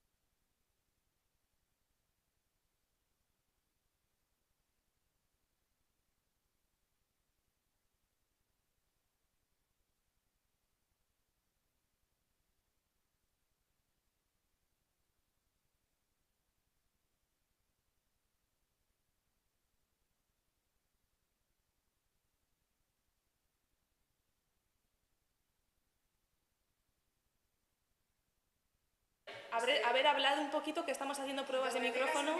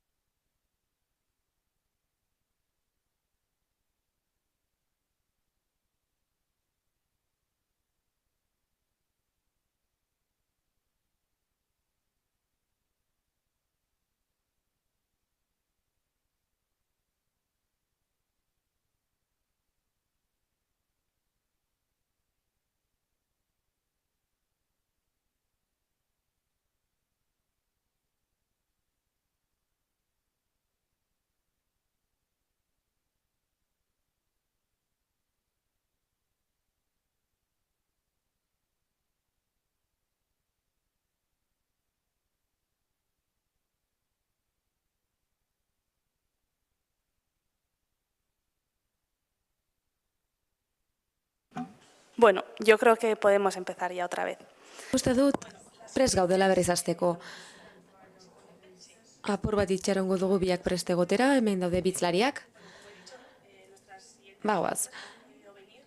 Esan bezala, ezin izan dira hemen izan fizikoki, presentzialki, baina zorionez, Zoom bidez dauzkagu.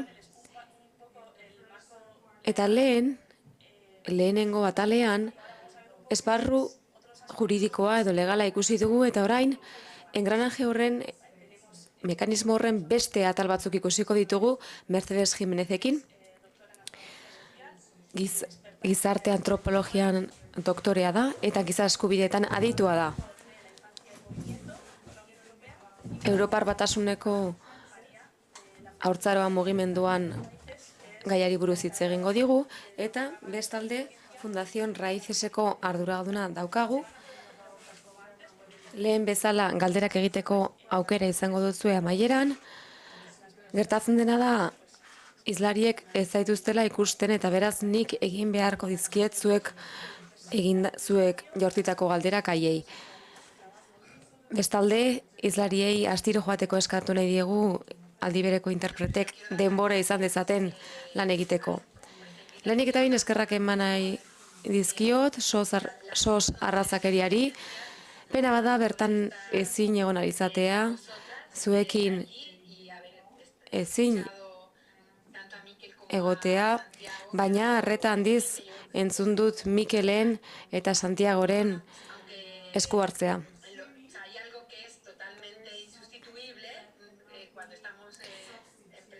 Presentzialki gaudenean, noski beste egoera bat bizi dugu, hori ezin da ordezkatu, ni Tangerren nago eta hemendik hitz egingo dizuet, eta hemendik hitz egingo dizuet nire hausnarketari eta prozesuari buruz.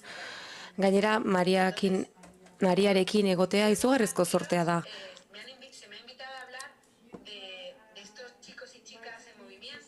Mugimenduan dauden gazte edo aurrei buruz hitz egiteko gonbidatu naute Europar testu inguruan.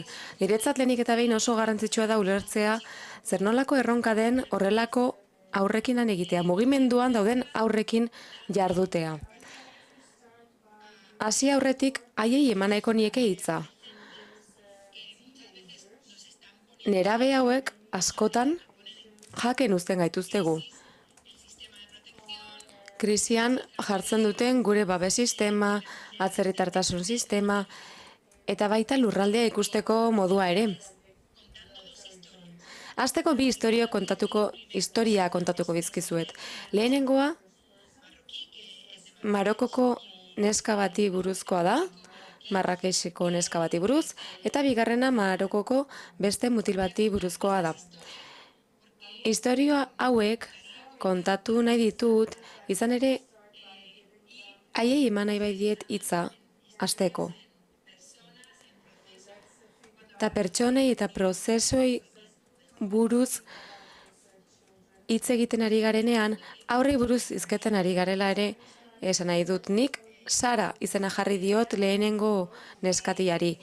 Historia errealak dira.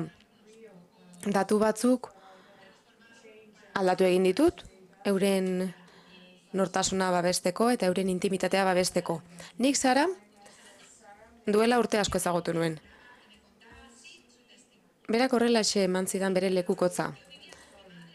Honako esan zidan, ni Marrakexen bizi nintzen nire ama eta aizparekin. 12 urterekin kafetegi batean lanean hasi nintzen amari laguntzeko. Eta 15 urterekin Espainiara joateko ideia sartu zitzaidan buruan. Amari esan nion. Baina berak ez zuen hori nahi. Nik behin eta berriz esan nion gauza bera. Eta nire amak ezin zuen hori jasan. Azkenean, onartu egin zuen eta Espainiara bidali ninduen. Itsasoa zeharkatzea lortu nuen eta mugaren bestaldeko herri batera iritsi nintzen. Bertan aste bat pasa nuen eta ihes egin, eta azkenean Madrila iritsi nintzen. Madrilgo zentrora iritsi eta eskumuturrean proba bat egin ondoren adinez nagusia nintzela esan zidaten eta kalera eraman induten. Bertan, elkarte batekoek lagundu ninduten eta nire adina benetan frogatu zuten. Hortalezako zentro batean egon nintzen hilabete batzuk, baina ez nuen tratu ona jaso eta janaria oso txarra zen. Gainera ez zizkidaten paperak egin, beraz, ihes egin nuen zentro hartatik.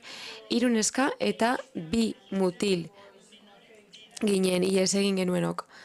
2 mutilak adinez nagusikoak ziren, baina adingabeko gisa zeuden erregistratuta Frantzian, eta hauek ibilbide guztiak nola egin bazekiten, nola ezkutatu, nola zeharkatu, muga, dena zekiten. Lehenengo Estokolmora joan ginen, trenez tren egin genuen bidaia. Madrildik San Sebastianera, gero Biarritzera eta handik oinez egin genuen bidea. Bananduta, arreta gehiegi ez emateko. Biarritzetik Montpellierrera. Montpellierren pare bat egun pasa eta Parisa. Paris izan zen urrengo geltokia. Parisen adingabekoen hotel batean egin genituen gauak. Adingabekoen hotela deitzen dio berak, eta nik akotxen artean jarri dut hori izan ere, Frantziako babes zerbitzuak gazte atzerritarrentzako zentro batzuk ditu, alberge gixako batzuk, eta gazteentzako hotel deitzen dien eskatiak. Hala, Frantzia osoa zerkatu genuen. Telefonoen bidez koordinatuta geunden, izan ere mutilek batzuetan, beste hotel batzuetan egiten zuten lo. Haiek beti adingabekoak zirela zioten, baina errealitatean adinez nagusiak ziren. Ihes egin eta Estokolmora jarraitu genuen. Historia kontatzen zuenean, neska etzen adinez nagusia, adingabekoa zen oraindik. Mutilek esaten ziguten Estokolmon tratu hobea emango zigutela eta gainera bertan lan egin genezakela. Eta ni Estokolmora iritsi nintzen ala. 4 hilabete pasan dituen harrera familia batekin. Saiatu nintzen errefuxiatu paperak lortzen, baina marokiarra nintzenez, esan zidaten hori etzela posible. Ihes egin nuen eta familia hori utzi nuen. Berriz elkartu nintzen gazte talde honekin. Eta berriz erabaki genuen Europar hegoaldera joatea. Oraingo honetan gutxiago ginen, neska bat eta mutil bat, eta itzulera bidaiari ekin genion. Eta nik galderak egiten dizkion tarteka. Izan ere, izugarrizko abentura iruditzen zitzaidan hau, eta abentura arriskutsu bat gainera. Beraz neskari galdetzen nion, baina nola egiten zenuten hori? Berak esaten zidan, oso itxura ona geneukan, oso apain gindoa zen, eta beraz, lasai-lasai tren batetik jaitsi eta beste batera egotzen ginen. Eta horrela, Montpellierreraino iritsi ginen. Bertan, ezagun batzuen etxean geratu nintzen, baina nik paperak nahi nituen, eta horregatik Bartzelonara jo nuen. Hau Sararen historia da. Orain, mutil baten historia kontatuko dizuet. Bai Sara eta bai muti hau, marokiarrak dira. Esan bezala ni Tangerren bizi bai naiz eta azken batean nire lana eta nire hausnarketa gehien bat marokiar gazteen esparruan egiten baitut. Haiei entzuten diet, haien familiei entzuten diet, eta horregatik nire historien protagonistak biak marokiarrak dira. Halere, nik kontatuko dizkizuedan historia hauek beste gazte batzuei ere aplikatu dakizkiegu. Nik nahi dudana ulertzea prozesu hau nola gauzatzen den. Sarari buruz hitz egin dizuet orain, Ismael aipatuko dizuet. Ismael ezagutu nuenean, zera esan zidan, bera eskolan desastre hutsa zela. Ez zuela ezer gainditzen eta lan heziketan murgeldu zela. Bere ideia nagusia Europara etortzea zen. Etxean arazo asko izaten hasi zen, Marokon bizi zela hatxisa kontsumitzen hasi zen, eta behin eta berriz eskatu ondoren bere familiak Espainiara bidaltzea onartu zuen. Eta bidaia ordaindu zion. Esteponara iritsi zen ala. Etzen pateraz iritsi, beste modu batera iritsi zen. Eta kostara iristean korrika egin zuen ihes. Inork ez zituen harrapatu eta berak korrika egin zuen bidea. Hala Almeriara iritsi zen. Almerian denbora bat pasa ondoren Tarragonara jotea erabaki zuen. Baina Tarragonako autobus geltokira iristean Mossuek geratu eta fiskaliara eraman zuten. Handik adingabekoentzako zentro batera bideratu zuten eta gazte honek esaten digu aste bete aulki batean pasatu behar izan zuela eta soilik komunera joateko edo lo egitera joateko altxatu zitezkeela. Egoera hori jasan ezinik ihes egin zuen. Lehenengo pertsonan kontatzen zidan honako hau. Handik ihes egitean gutxienez libre ginen. Kalean egiten genuen lo, baina libre ginen. Gutxi gora bera, nahiko ondo jaten genuen, nahiko ondo egiten genuen lo. Nire lagunek Frantziara ihes egiteari buruz hitz egiten zuten 1 euro. Eta haiekin joatea erabaki nuen. 4 joan ginen, baina binaka, bananduta. Eta gainera oso apain eta itxura honez. Haiek ni baino zaharragoak ziren eta dena zekiten. Bazekiten nola sartu trenetan ordaindu gabe eta hala Parisera iritsi ginen. 2 hilabete pasan dituen Parisen kalean, gazteekin. Parisen daude mugikor honenak eta ribitxi honenak. Denda honenak ere Parisen daude. Eta gainera hango jendea oso despistatua da. Lapurtzen ikasi nuen. Metroan, dendetan, eta ez nago harro, ez dut horregatik kontatzen banekien etzela bide ona. Eta haiekin nire gurasoekin hizketan ari nintzen batean, mesedez Espainiara itzultzeko esan zidaten gurasoek. Frantzian ez zituztela paperak ematen, eta haiek esfortzu handia egin zutela niregatik nik ikasketak egin eta etorkizun hobea izan ezan. Horrela, Amsterdanera joatea erabaki nuen. Eta nik esan nion, baina zergatik Amsterdam. Senide batzukan zituela eta horregatik erabaki zuela esan zidan. Amaren senide batzuk etorri zitzaizkidan bila. Nire amaren izeba bat oso nagusia zena. Amsterdameko tren geltokira etorri zitzaidan bila eta bere etxera eraman ninduen. Oso ondo zaindu ninduten, baina landa eremu baten erdian bizi ziren haiek eta bertan ez zegoen ezer. Aste bat pasa nuen bakarrik beraiekin. Oso aspergarria zen, ezin zen ezerrin egin bertan. Hala, Montpellierrera itzuli nintzen, Amsterdametik. Begiratu ezazue bidea, Amsterdametik Montpellierrera. Montpellierreko tren geltokian polizia geratu ninduen, eta dokumentazioa eskatu. Nik esan nien adingabea nintzela eta ez neukala dokumenturi gainean. Komisaldegi batera eraman eta nire atzmarkak gorde zituzten. Erregistratu nindutenean nik aurretik egondako zentro batean agertzen nintzela ikusi zuten eta bertara ditu zuten. Haie galdetu ziaten eranik ea itzuli nahi nuen esan nien ezetz. Beraz, Montpellierren gelditu nintzen. Handik 5 hilabetetara itzuli egin nahi nuela erabaki nuen. Espainiara itzuli nahi dut. Paperak emango bizkidaten zentro horretara itzuli nahi dut. 17 urte nituenez, dagoeneko paperen kontuak kezkatu egiten ninduen, eta han bilete bat eman zidaten Bartzelonaraino. 2 lekukotza dira, 2 historia. Horien artean antzekotasun asko dituztenak. Alde batetik, laguntza eza, alboan egongo diren pertsonen eza, babes eza, eta bertan ikusten da nola mugikortasun hori, leku aldatze hori, beraiek izan dezaketen estrategia bakarra dela.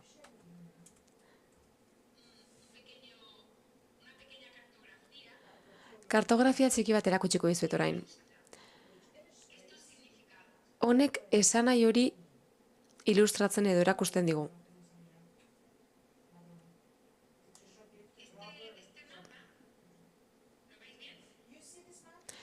Mapa ondo ikusten duzuen? Dagoeneko ditu urte batzuk mapa honek, 5 urte dauzka. Nik etengabe erabiltzen dut, modu obsesiboan.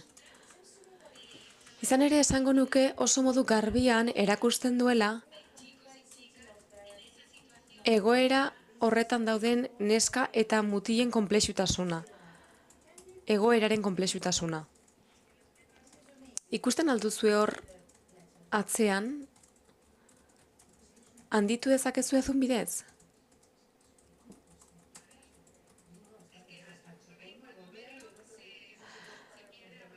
Mugitzen dudanean pantailatik irteten da, hori da arazoa. Garrantzitsuena da ikustea mapa bat dagoela Marokon hasten dena, Espainiar estatua zeharkatzen duena, gero Frantzia ikusten da, Alemania, Brusela, 4 lerro daude koloreetakoak. 4 ibilbide erakusten ditu. Estokolmora iristen dira 3 gezi.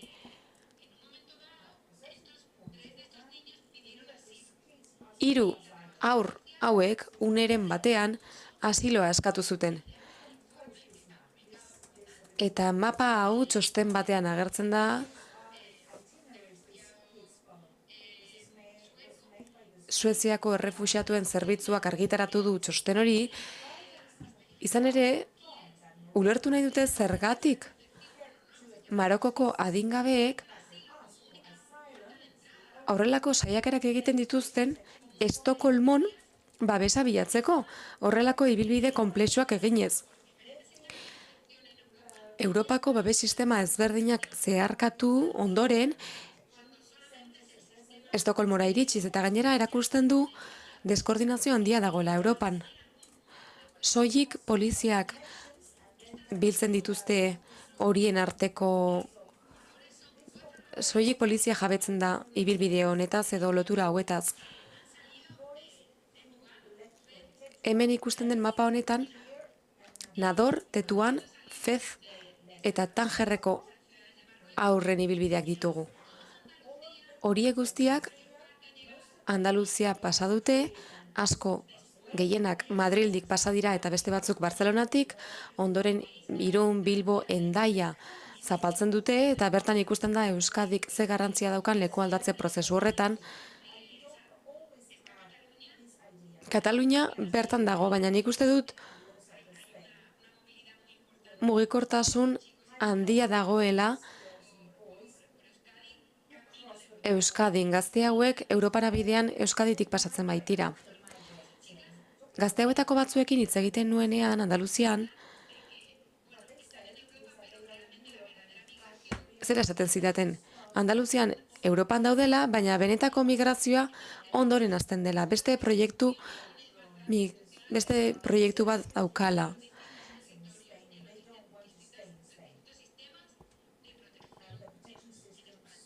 Eta horrek zerikusia dauka Espainiako babes sistema desberdinekin. Gazte hauek Parisera iritsi ziren kasu guztietan. Gero handik batzuk Alemaniara jo zuten, beste batzuk Bruselara. Danimarkan egin zuten topo berriz eta Danimarkatik egin zuten salto Suediara. Esan bezala mapa honek 5 urte dauzka, baina azkeneko 5 urte hauetan Maria Pedro ezagutu nuenetik, Maria Kunizemen lan egiten zuen une hartan eta gurekin harremanetan jarri zen, eta nik urte hauetan ni oso kezkatuta egona ez mugikortasun honekin, izan ere oso zaila da zenbatzea, izendatzea, datuak lortzea. Interpolek adibidez 10.000 aurren kopurua aipatu zuen, 10.000 aur edo gazte Europan mugimenduan zebiltzala esan zuen, baina Marokoko haurrauen kasua oso antzekoa da beste herrialde batzuetan ere. Hau da, Italian eta Grezian ere beste ibilbide batzuk ere badaude. Adingabe batzuk desagertu gisa agertzen dira herrialde batzuetan, herrialde horietako babes sistemetan ez dira agertzen, eta gainera ez gara ari. haien beharrei erantzuten, ez behar bezala behintzat. Jarraitzeko hausnarketa bat egin nahi dut. Mugikortasun hauen arrazoiak azaltzeko. Ze zentzu dute mugimendu hauek? Zergatik gertatzen dira mugimendu hauek?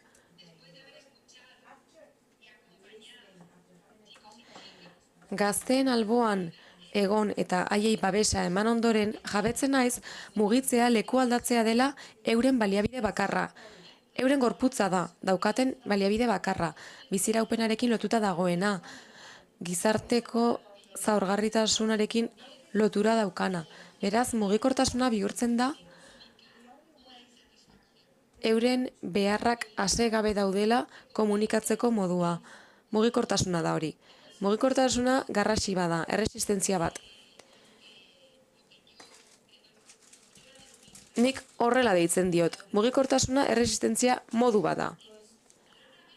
Izan ere, lekukotzak entzun ondoren, nik azken urteotan izan ditudan gazte hauen lekukotzetan oinarrituta esan dezaket, haur bat edo gazte bat ondo sentitzen dienean ez dagoela mugikortasunik.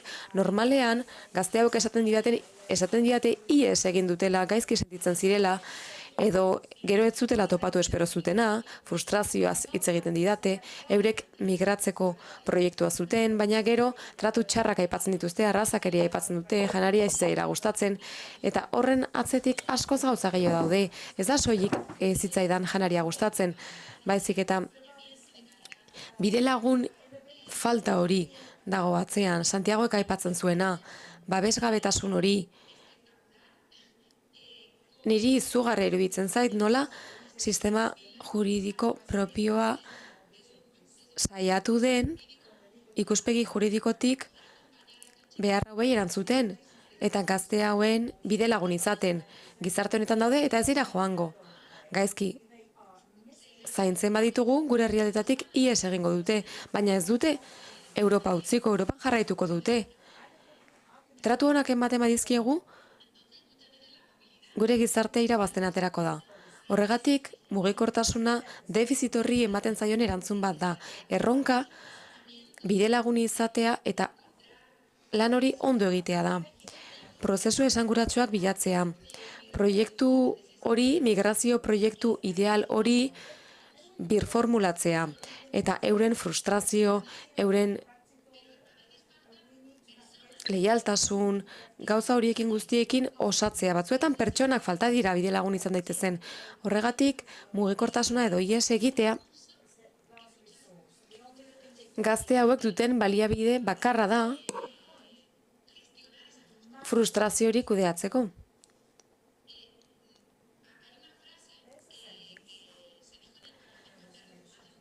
Andaluziako parlamentuan esaldi bat esan zen, une hartan gizarte politiken arduraduna zenak esan zuen, eta atzerriko adingabei buruz esan zuen. Zera esan zuen, hauek ez dira gure gazteak. Duela 15 urte gutxi gora bera gertatu zen hau. Eta esango nuke oso garrantzitsua dela ulertzea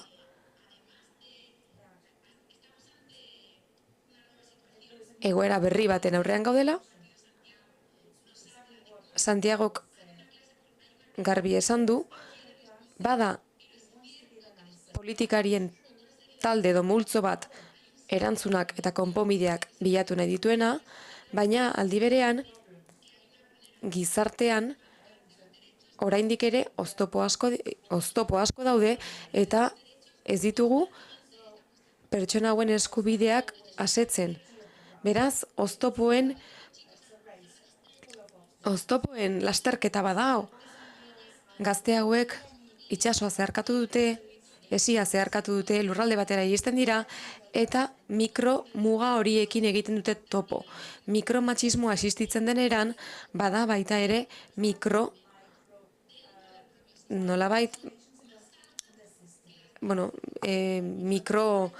horiek badira.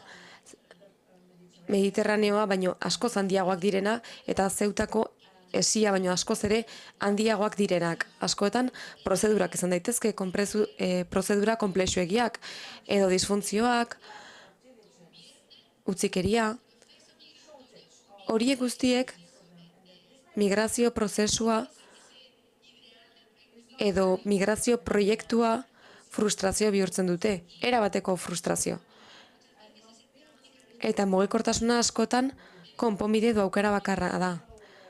Ies egingo dut, joan egingo naiz hemendik. Migrazioa nolabait aurrerantz ies egitea baita. Horrek dakartzan arrisku guztiekin. Izan ere, Sarak eta Ismailik eman dizkiguten narratibetan asko agertzen da zaurgarritasunaren kontzeptua. Horrelako gazteen kasuan askotan esplotazio egoeretan aurkitzen dira gazteak. Bai esplotazio sexual kasuan, dela, bai lan esplotazio egoeretan. Horregatik mugikortasuna askotan oso mugikortasun deserosoa da. Izan ere, neska eta mutil hauek askotan migratzaile deserosoenak, deseroso gisa ikusten ditugu horiek geure sistema arriskuan jartzen baitute.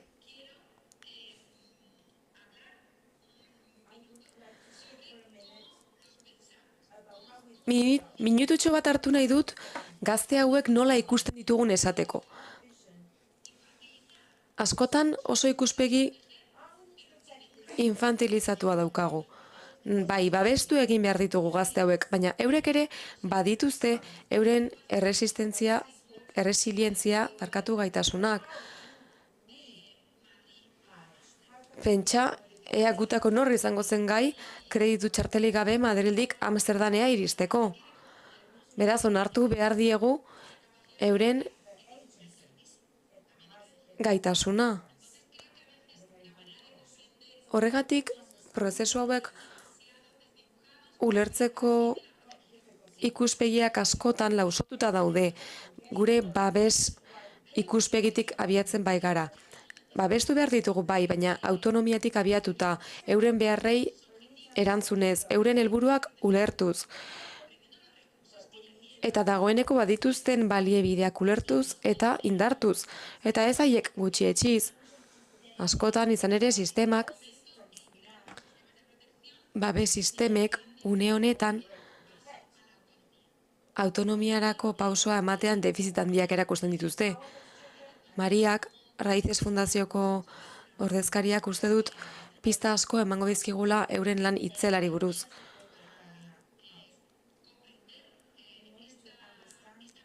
Eta mugikortasuna ulertzeko, era berean uste dut oso garrantzitsua dela ulertzea nola ikusten ditugun neska eta mutil hauek.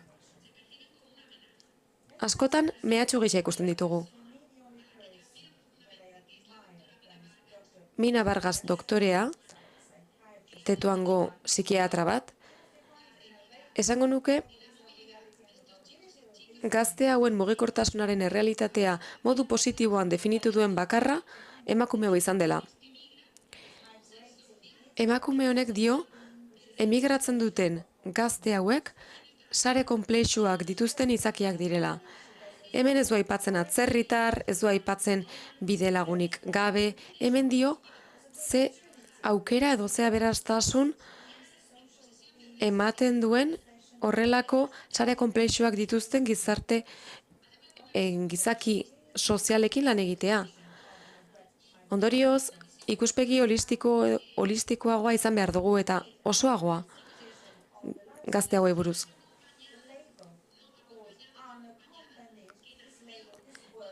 Babesik gabeko edo bidelagunik gabeko adingabe kontzeptua, honek esan nahi du tutore baten babesa behar duela gazte horrek, baina kontzeptu hori desbirtuatu eginda erabat. Zikindu eginda, eta ideia oker bat eraiki dugu atzerriko adingabe hauei buruz. Gainera, gorroto diskurtsoa sortu dugu sigla edo kontzeptu honen inguruan. soilik ikuspuntu sozialetik hartatzea gai hau oso pobrea da. Uste dut interesgarriagoa dela gazte migratzaile gisa ikustea, historia bat duten gazte gisa, euren herrialdean, euren eskoletan historia bat duten gazte gisa, sare konplexuetan bizi diren gizaki sozial gisa. Zergatik esaten dizuet hau guztia?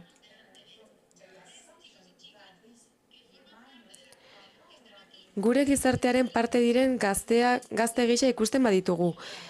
Ez dira joan behar gainera, kontuan izan dezagun hori, Europan daude.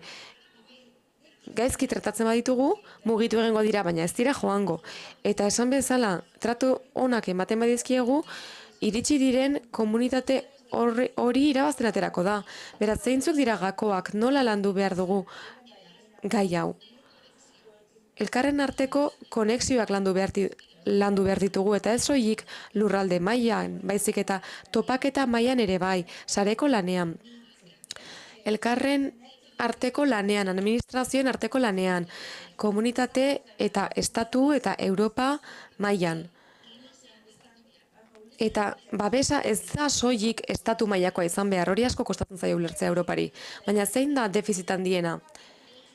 Bada, 14 urteetako gazte bat, egun batean Madrilen balin badago, datorren astean Tarragonan, jarraian Amsterdamen, nola babestuko dut gazte hori? Hori da erronka.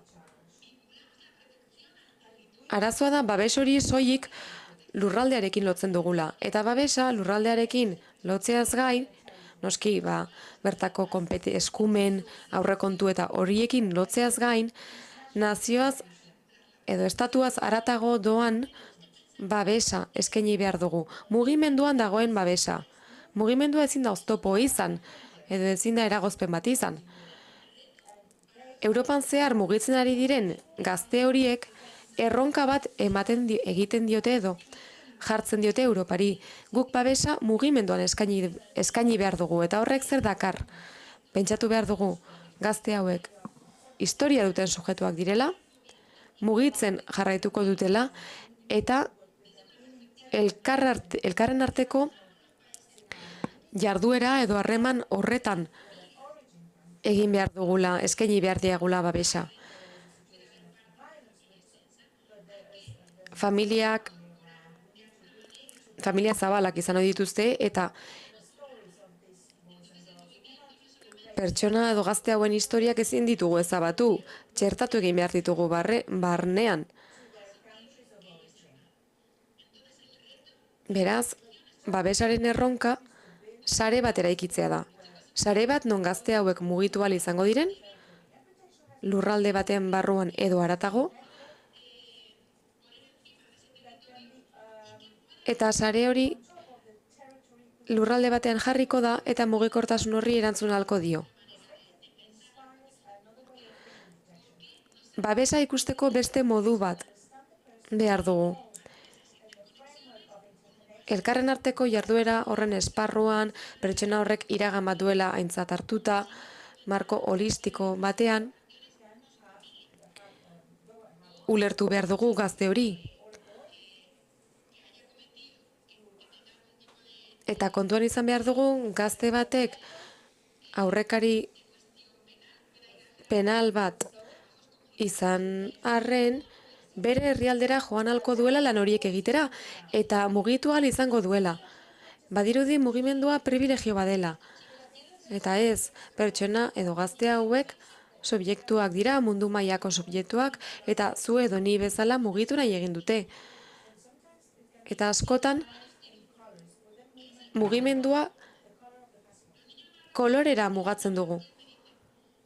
Marokoko gaztek esaten didate, nire pasaportea berdea da, eta nik pasaporte gorri bat nahi dut. Zurea bezalakoa, izan ere gorriak esan nahi du pasaporte gorriarekin mugitu zaitezkela. Eta haiek hori nahi dute. Subjektu globalak izan, mugitu ahal izan. Eta adibidez Eiffel dorrea ikustera joan, edo euren futbol talde gogokoenaren estadioa ikustera joan, edo munduari bira egitea.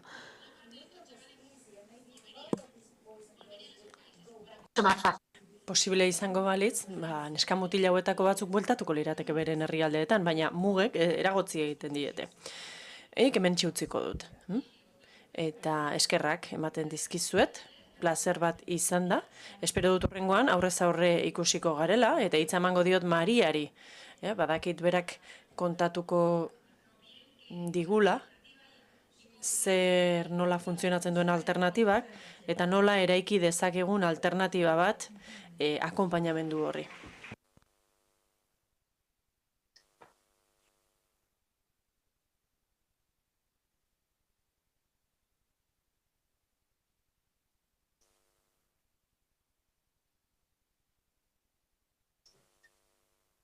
¿Se escucha bien? ¿Sí? Bueno, muchas gracias. Bai? Tira, eskerrik asko.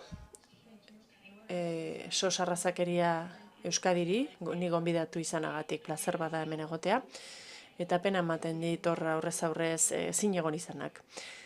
Dena den ni Madrildik parte hartuko dut eta eskerrik asko aldez aurretik.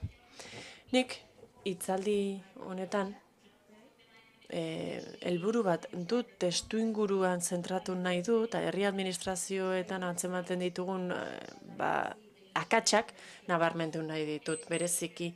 Eta lehen Mercedesek esaten zigunaren aritik, guk gizarte zibiletik zer ikusten dugun, aipatu nahi dizuet, raizez gure erakundetik zer ikusten dugun, zer nolako akatsak dauden gure sisteman. Nire burua kokatuko dut, hasteko Raizez fundazioko arduradunetako bat naiz, lan munduan gazteak txertatzeko programa baten arduradun naiz.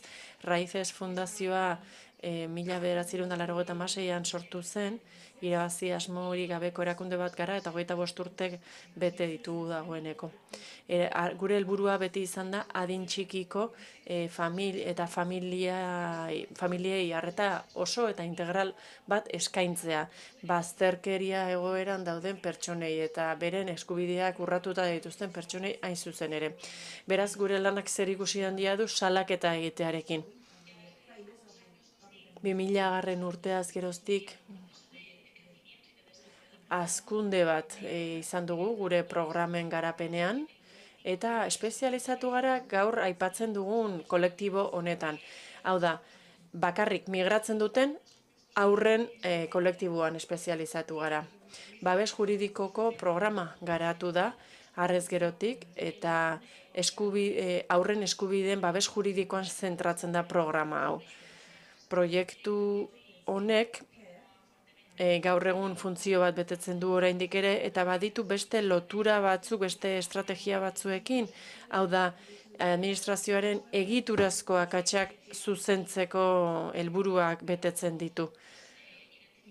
Adibidez, kausak identifikatu nahi ditu, politika publikoen mailan eta herri administrazioetako praxi okerren mailan, eta aldaketarako proposamenak egiten ditu. 2010an programa bat sortu zen, Koordina Kontzientzia izeneko programa bat, lan munduan txertatzekoa, eta arazo juridiko bat identifikatu zen, eta dagoeneko gainditua dago, eta horregatik gazteen autonomiarako aukera bat sortu da, eta helburua da azken batean gazte hauen egoera konpontzea, nolabait esateko. Horretarako zer bilatzen dugu enpresekin lotura harremana bilatzen dugu pertsona hauei aukerak emateko. Hor, lortzen baldin badugu kontaktuan jartzea persona eta enpresak, horrek horrela konpontzen dugu legediak ezartzen dizkigun arazoetako batzuk.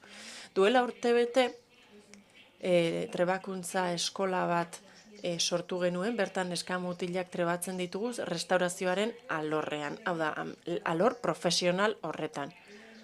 Eta 230 bat pertsona inguru trebatzen ditugu gehienak, Espainiara iristen diren neska mutilak dira, gazteak. Tira, gure analizia zein da, hau da, testu ingurua, neska mutil hauen egoeraren inguruan egiten duguna, zer nolako hutsuneak aurkitzen ditugu administrazioetan, zer nolako okerrak eta hutsuneak daude. Izan ere, maila fisikoan ere badaude bestelako esiak eta mugak ikusezinak batzuetan eta eragotzi egiten dituzte pertsonen eskubideak bete ahal izatea.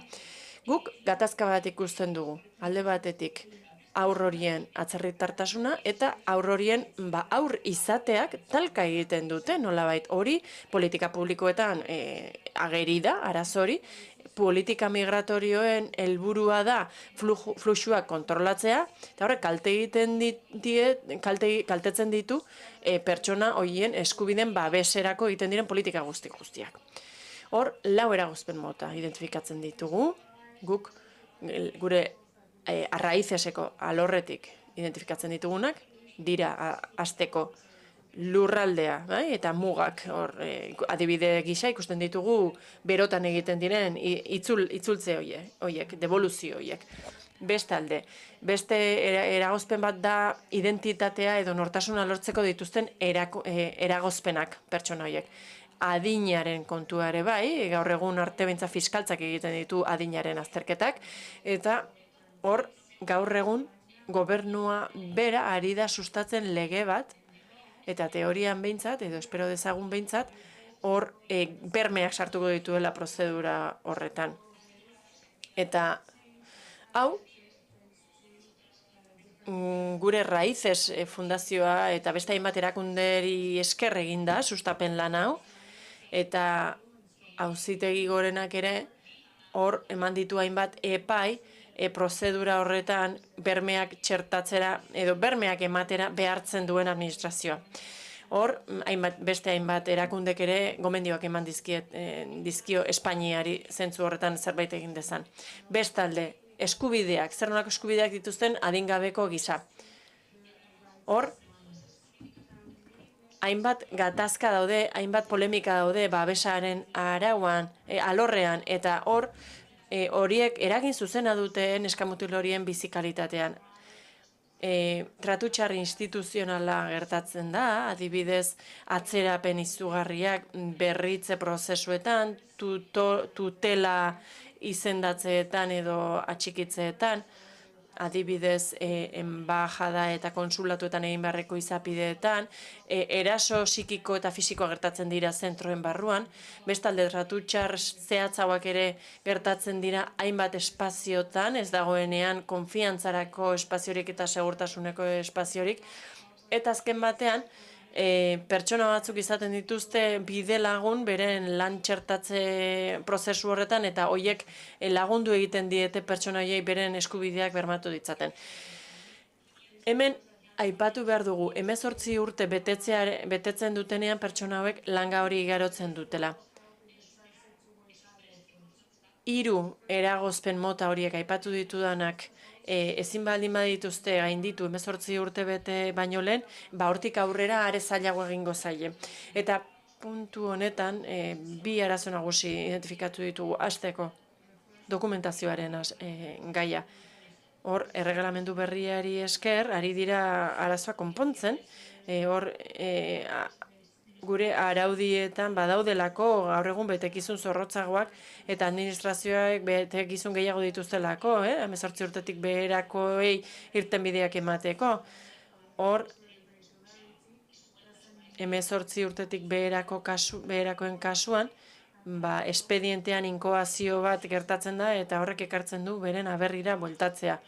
Eta gaur egun ostera, ikusten duguna da, badagoela beste aukera bat Espainian bizi eta legez lan egiteko. Baina, gaur egun beste aukera bat dago, akonpainamendua eta babes integrala eta osatua emateko. Eta horrek balio du, nolabait Espainian duten senideen falta hori konpensatzeko pertsona horientzat. Eta arazo horrek eragozten du neskamutil horiek lan munduan behar bezala txertatzea. Hor beraz, haustura bat gertatzen da. Sare publikoak babestu egiten zituen ordura arte, pertsona horiek, beren utxuneekin, noski, baina sare publikoan babestuta zeuden, baina desagertu egiten da, 18 urte betetzen dituztenean, egun batetik bestera, babesa desagertu egiten da. Eta une horretatik pertsona horiek, beren harrera pisuetatik atera behar dute, eta kalera joan behar dute inolako babesik eta laguntzarik gabe. Kasurik onenean, egoiliar eta lan baimena dute, besterik ez. Eta horren bestez hor, programak bultzatzen ditugu autonomia erkidegoetan, akonpainamendua eta babesa eduki dezaten. Hemen, aipatzen dira bizitza independenterako prestatzeko programak egon behar direla, eta erakunde publikoek ardura hori beren gain hartu behar dutela. Hau da, lagundu egin behar dietela pertsona horiei bizitzaren fase hortan. Hau da, familiaren laguntzarik ez duten pertsonak dira, eta ikasten jarraitzeko behar den laguntza hori ez dute adibidez. Eta autonomo izateko behar diren baliabideak eskuratzeko laguntzarik ez daukate. Beraz, gure babes sistema oso defizitarioa da, eta babes sistematik 18 urtekin ateratzen diren eskamutilei laguntzeko aukerarik ez dugu ematen gaur egun. Eta horren bestez, bukle moduko bat gertatzen da, gizarte bazterkeriaren etengabeko zirkulu hori. Hau da, arazo mentalak sortzen dira, bazterkeria sortzen da, horrek aldi berean arazo gehiago sortzen ditu osasunean, eta bar. Beraz, hor, oso zaila da lortzea, eta batzuk lortzen dute ibilbide horretan jarraitzea, batzuek lortzen dute, baina oso zaila da. Eta dena den, adibidez, batzuetan, aterpe batzuetan bizi dira, beste batzuetan etxe okupatuetan, beste batzuetan ikastetxeetan ikasten jarraitzen dute, baina dena den arazo handiekin. Eta beraz, neskamutil horiek hor bukatzen dute autonomia erkidegoen tatik kanpo. Adibidez, Melillan dagoen gazte batek ez badu babesik edo laguntzarik beste autonomia erkidego batera joango dira, bere lagunak dauden lekura, bizimodu baten bila. Beraz hor, pertsona horientzako oso zaila da autonomia erkidegoetako baliabideak eskuratzea. Hor, udalen edo beste administrazio batzuen laguntza eskuratzea zaila da beraientzat, ez daude erroldatuta. Eta ez dute inolako sarerik, ez dute babesik edo sostengurik, eta ez dute bere kasu horiek ez dituzte inora deribatzen. Eta leku berri batean noski, sare hori ezin dute sortu. Beraz, hor, badago arriskuak, era guztietako esplotazioa jasan dezakete, era guztietako gehiegikeriak, desagertzeko arriskua dute, gure kaleetatik, batean desagertzeko arriskua. Europako Save the Childrenen arabera, urte gutxietan, laguntzarik gabeko aur eta gazte ugari, 20.000 gazte inguru desagertu ziren gure hirietatik eta gure kaleetatik, eta ez dago jakiterik zergatik gertatu zen. Beraz, ondorio modura, 18 urte bete arte hainbat babes mota jasotzen dituzte pertsonek, baina hortik aurrera batean babes hori bukatu egiten da. Eta gizarte zibilak horren aurrean zer egin behar du? Noski, interpelatzen jarraitu behar dugu, herri administrazioei eskatzen jarraitu behar dugu, komunikabideen bitartez besteak beste, eta adirazi behar dugu, salatu behar dugu zer nolako akatsak dauden. Oso konplexua da lan egitea, hau da, lan mundurako txertaketa lantzea, ez dute proiekturik, porrot egin dute, ez dute inolako etorkizunerako perspektibarik, ez dute referentziazko persona bat, ura sostengu bezala balioko dienik. Eta, beraz, Raíces Fundazioan zer planteatu dugu? Akonpainamendu integrala eskainiko duen eredu bat sortzea proposatu dugu. Empleo y Conciencia izeneko gure proiektuaren bitartez. Mercedesek aipatu du 2010ean sortu genuen Empleo y Conciencia. Eta hau da gure proposamena, baina eskalatuta dago. Hau da, sektore bakoitzarekin lotura zuzena du. Gure proiektua zentratuta dago 18 eta 25 urte bitarteko gazteetan, eta hasiera batean behintzat errestaurazio eta elikadura sektorean zentratuta dago. Aukera laboralak edo lan merkatuko aukerak lortzen ditugu, eta personari edo neska mutil gazteari modu autonomo batean bizitzeko aukera ematen diogu azken batean. Eta hor, lortzen dugu bide batez lanerako eta egoiliar izateko baimena lortzen dugu, bide batez. Zein estrategia garatzen ditugu gure enpresa proiektuaren bitartez? Guk laguntza integrala eskaintzen dugu, ibilbidea garatzen ditugu, neska-mutilentzat, beren eskumen gaitasun eta trebeziak garatzen ditugu, beren egoera administratibo eta juridikoa konpontzen saiatzen gara, beren familiak saiatzen gara txertatzen beren ibilbide horietan. Lan horretan zehar, paraleloan zer egiten dugu, kolaborazioa eskatzen dugu enpresei, eta konpromisoa eskatzen diegu, restaurazio alorreko enpresetan, zertarako? Neska-mutil hauei lan aukerak emateko. 2010 urtetik ona, hainbat eta hainbat enpreseekin lan egin dugu, eta hainbat eta hainbat lan eskaintzan lortu ditugu neska-mutil hauentzat. Eta arrakastazko historiak lortu ditugu zenbaitetan. Eta horren bestez ikusten dugu gure interbentzioak arrakasta izan duela. Nola lortzen ditugu? Zer kolako konpromiso eskatzen diegu enpresei? Eskatzen diegu urtebeteko lanerako aukera ematea, aurrei, askotan, hauek dira beraientzako lehen lan aukerak, eta 40 orduko lanak dira. Enpresetan prospekzio bat egiten dugu. Ikusten dugu, lerrokatuta dauden enpresaren interesak eta pertsona horien interesak. Eta bat etorri behar dute, lan aukera horiek, eta neska edo mutil horren trebakuntzak, hau da, adibidez, neska bat edo mutil bat lore zaintzan edo pelukerian egoten bada trebatzen, orduan horrekin bat egingo duen zerbait bilatzen dugu. Hau da, neska edo mutil batek ez badu inolako babesik edo sostengurik saiatzen gara, horrekin bateragarri izango den aukera bat eskaintzen, hartara bere trebakuntza bukatu ahal izan dezan. Gainera, badakigu, askotan, neska eta mutil askok behar bada urte bete edo 2 urte pasatu dute babes sistema batean, baina ez dute gutxieneko jakintzarik gaztelaniaz lan egiteko ere. Horregatik, enpresei eskatzen diegu formakuntza eskaintzea beren lanpostuan dauden bitartean. Lanpostuan daudenean, kobratu egiten dute eta lan merkatuaren esparruan sartzen dira.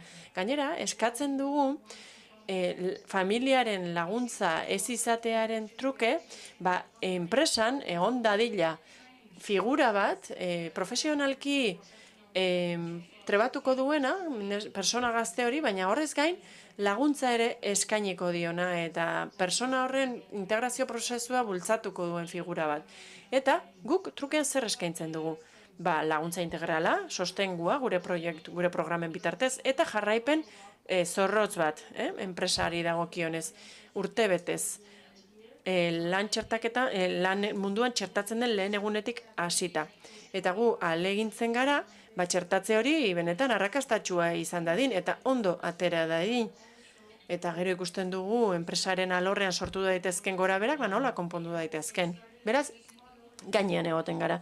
2021 urtean, Empleo y Kontzientzia programa taxutu genuen dagoeneko. Zergatik, guk atzerritartasun alorrean lan egiteko genuen programa bat dagoeneko, baimenak, egoiliar eta lan baimenak lortzeko, neska-mutilentzat, eta horrekin erantzun integral bat behar genuen horrekin osatzeko, erantzuna osoa izan dadin, administrazioak dituen hutsune horiei aurre egiteko.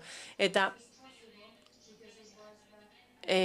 gizarte eskubideen ministerioak hartu du gure proiektua berrikuntza sozialeko proiektutzat. Hain zuzen ere, horixe bultzatzen genuelako, bazterkeria egoerak saiestea aldez aurretik. Zein alderdi berritzaile daude gure programan?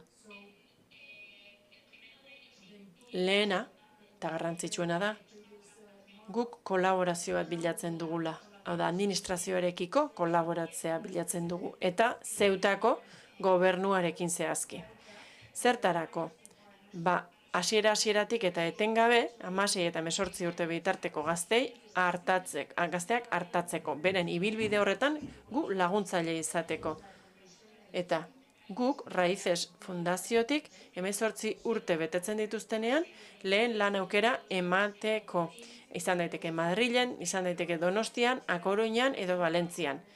Aukera dagoen lekuan, enpresa bat aurkitzen dugun lekuan, eta konprometituta dagoen enpresa bat dagoen lekuan, han aukera bat emango diogu gazte horri. Eta hori egingo dugu, noski, Zeutako gobernuaren kontzientziari esker, eta haren konpromisoari esker, noski. Haiek egin behar baitute lehenbizi ebaluazioa. Bigarren elementua, eskalagarritasuna beste leku batzuetara eraman dezakegun gure lana. Gure kasuan, elikadura eta restaurazioaren sektorean dihardugu nagusiki, baina ikusi dugu behar bada ikuspegi hori zabaldu behar dugula. Beste sektore batzuk resistenteagoak direla eta aukera egonkorragoak eta iraunkorragoak eskaintzen dituztela neska mutil gazteentzat. Eta gainera hor ikusi behar dugu neska mutilen interesak eta beharrak zein diren eta erantzun behar diegu interes horiei. Beraz, guk proiektu honekin batera, gure interbentzio proiektuarekin batera, badugu beste proiektu bat, ebaluazioa bultzatzen duena. Gure lana ebaluatzen duen beste proiektu bat. Eta hor hainbat mekanismo garatzen ditugu, ebaluatze mekanismoak, ikusteko zer nolako inpaktua duen gure interbentzioak neska mutil horien bizitzan. Eta gainera, ikusten du, ikerketa zorrotzago bat egiten dugu, ikusteko gure esku hartze horrek eta egiten ditugun, lantzen ditugun alderdi berritzaile horiek benetan, jakiteko benetan balio ote duten gure azken helburuak betetzeko azken batean. Hau da, lan munduan txertatu daitezen bultzatzea eta bereren akonpainamendua tartatze orokorra edo nagusia edo gorena bultzatzeko balio ote duten. Eta kolektibo horietara bideratutako politika publikoetan eragina izatea da azken batean gure helburua. Jardunaldian gaur landu nahi dugun gai nagusia Europako eragileen papera da, baina nik behin eta berriz nabarmendu nahi dut aldaketa normatibo txiki horiekin batera, horiek osatuko dituzten beste elementu batzuk behar ditugula. Politika publiko integralak behar ditugu, eta neska mutil horien ibilbideak bultzatuko dituzten politikak. Eta hor, lehen eskumena duten autonomia erkidegoak dira, eta gerora baita gobernu zentrala ere. Eta beraz, hor, eskubideak errespetatu behar ditugu, laguntza individualizatua eman behar dugu, eta autonomia bultzatu behar dugu pertsona hauentzat, pertsona horiek, Espainian beren bizitza erabat garatu ahal izan dezaten. Hauxe da dena, nire aldetik ez daki denboraz nola noan. Eskerrik asko, bioi? Eskerrik asko kontatzeagatik zer egiten duzuen. Orain galdera batzuk egingo ditugu, txanda bat irekiko dugu, galderarik badago, neri egin mesedez, eta nik egingo diet galdera izlariei.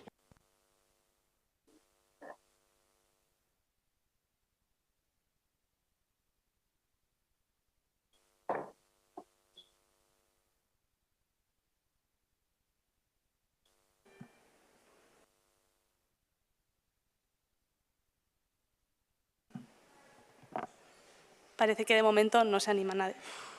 Badirudi oraingoz inor ez dela animatu. Ez, baina ez kendu mikroa, nik egingo izkizu galderak.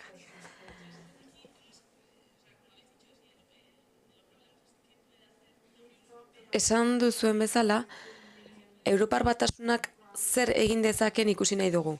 Bi ideia baditugu dagoeneko, eta horien artean gainera nolabaiteko biak batu daitezke. Atzerritar tasuna lantzeko politika publikoak eskubidetan oinarritzea, adibidez, eta autonomian oinarritutako laguntza eskaintzea. Bestetik, Mercedesek aipatzen zuen, oso interesgarria,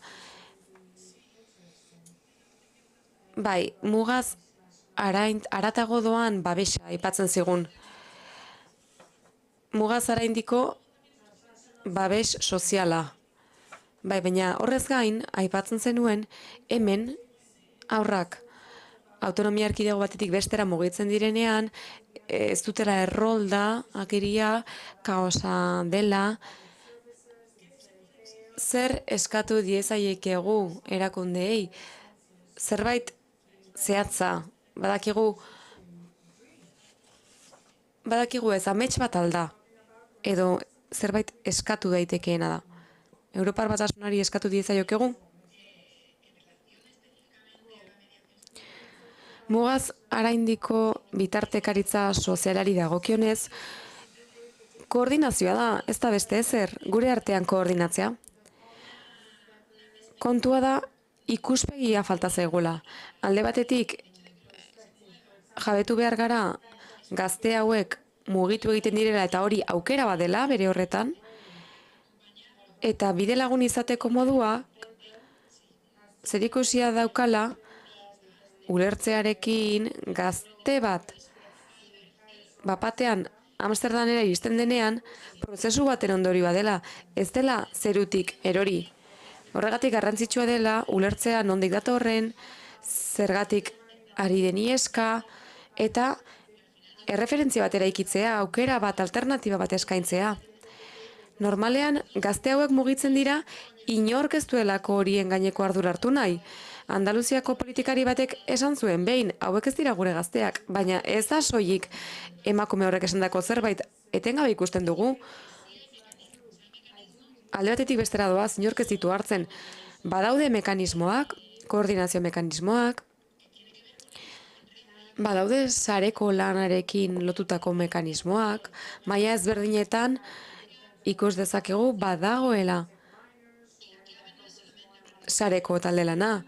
Eta ez da soilik Europan egin beharreko lan bat, gazte hauen herrialdeekin ere egin behar dugu lan, non haurtzaroaren babesa ikusi behar dugun, izan ere gazte bat ez bada agertzen bere herrialdeko erregistroan, ez badauka jaiotze agiririk, hori oztopo bat izan daiteke, eta horregatik euren herrialdeekin ere lan egin behar dugu, bertako erakundeekin, eta bertan haurtzaroko eskubideak babesten dituzten erakundeekin, dela Maroko, dela Tunisia.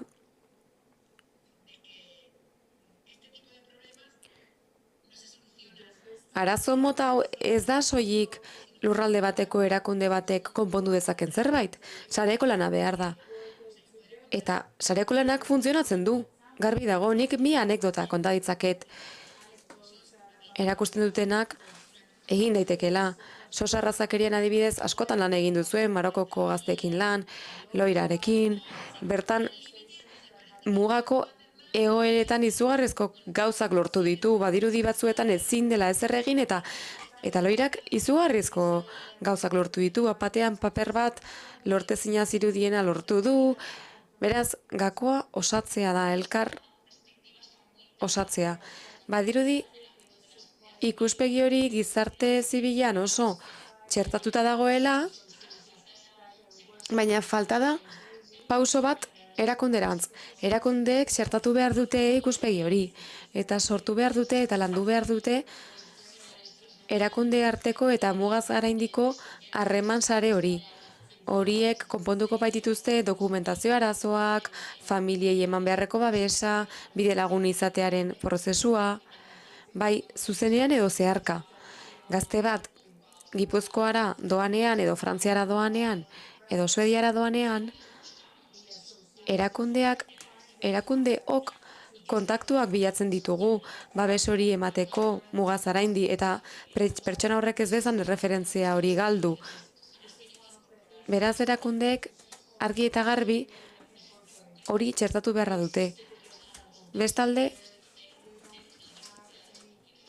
tutela txosten horiek ez dira zentro batetik bestera eskualdatzen edo ematen. Alde bat, adibidez, Melillako zentro batetik edo Zeutako edo Kanariaseko zentro batetik ihes egiten duen gazte baten kasuan, penintxula zeharkatzen du, baja ematen du edo iheslari gisa agertzen da bere jatorrizko zentroan, beste zentro batean sartzen da, Malagan, Demagun, altan ematen zaio zentro horretan,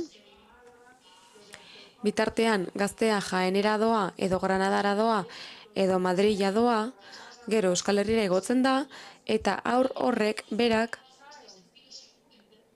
zeina ez den inon seguru sentitu, txosten ugari sortu ditu, horien artean loturarik egon gabe. Beraz, aur hori ez da agertzen sisteman. Ieslari gisa agertzen da, eta gizartea edo sistema ez da konturatzen, haur horrek arreta behar duela ez dezan ies egin. Horregatik, edozein fasetan esku hartzen dugun erakundeok, mekanismo horien beharraz jartuten dugu eta hori azpimarratzen dugu. Beste galderarik? Ados, mila esker bioi, parte hartzeagatik. Zuei eskerrik asko. Hurrengoa presentzialki izango da, bai noski.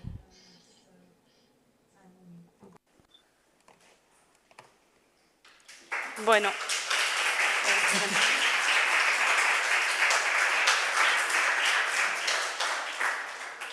Vale, salgo de la reunión, vale. Bileratik aterako naiz.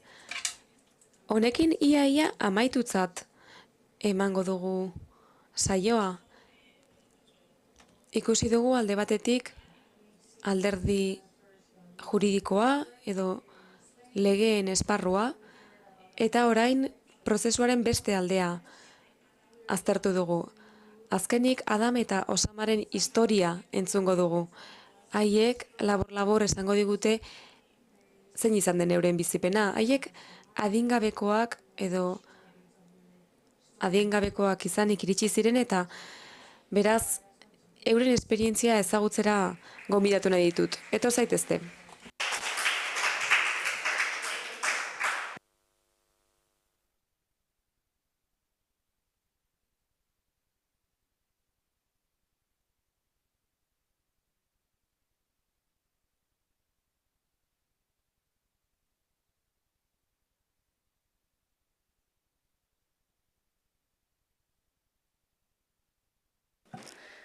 Mañana continuaremos con las jornadas beste areto batean jarraituko dugu jardunaldiarekin. Beraz, lehenengo solairura joan beharko zarete.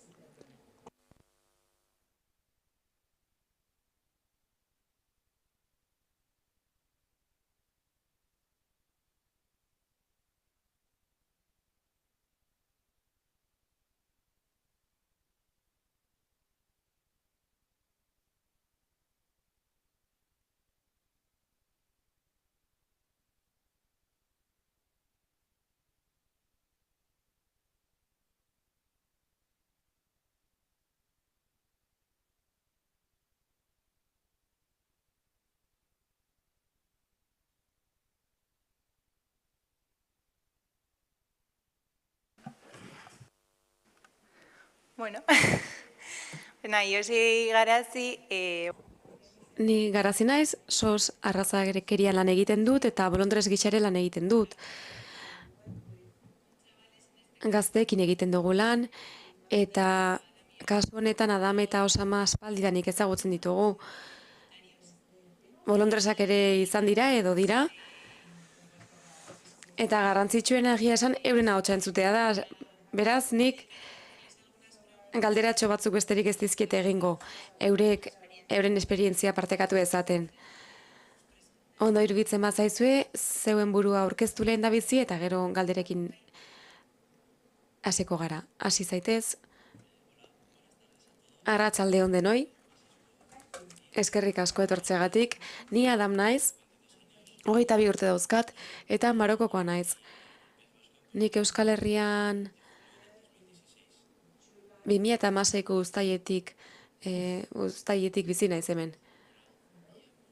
Ni Osama naiz, eta Marokokoa naiz baita ere. 21 urte dauzkat, eta 4 urte daramatzat Espainian, barkatu Euskal Herrian.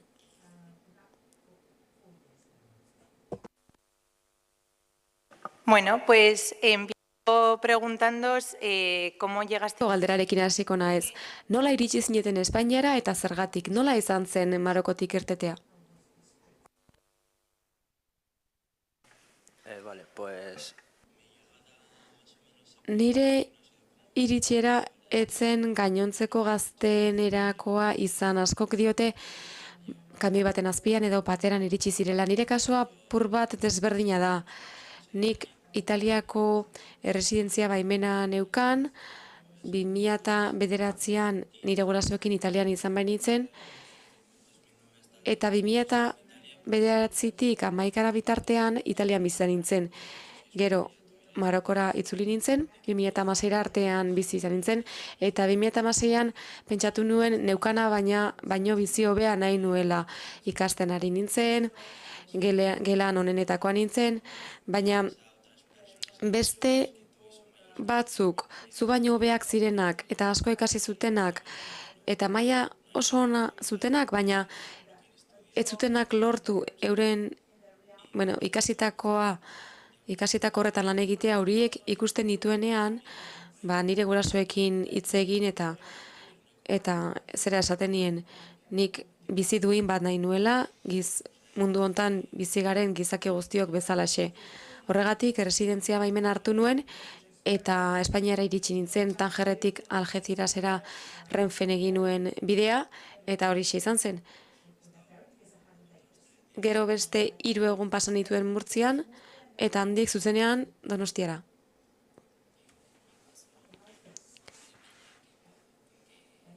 Nire kasuan, nire bizitza apur bat hobetu nahi nuen. Marokon bizi nintzen lekuan ez zegoen lanik. Ez zegoen gizonentzako lan gehiagirik, emakumeentzako lana besterik ez zegoen, eta horregatik honea atorri nintzen. Apur bat aldatzeko, hobetzeko, lan egitea, edo ikastea, edo ikasi ahal izateko, hori entzuten nuen Maroko nengoenean, entzun nuen hemen ondo bizi zirela, hobetu egin zitekela bizitzan, eta bai ikusi nuen hemen egoera hobea zela, baina ez zen nik uste nuena bezalakoa, zaila zen egoera bai, zaila dago. Eta bai, ondo dago, han baino hobe.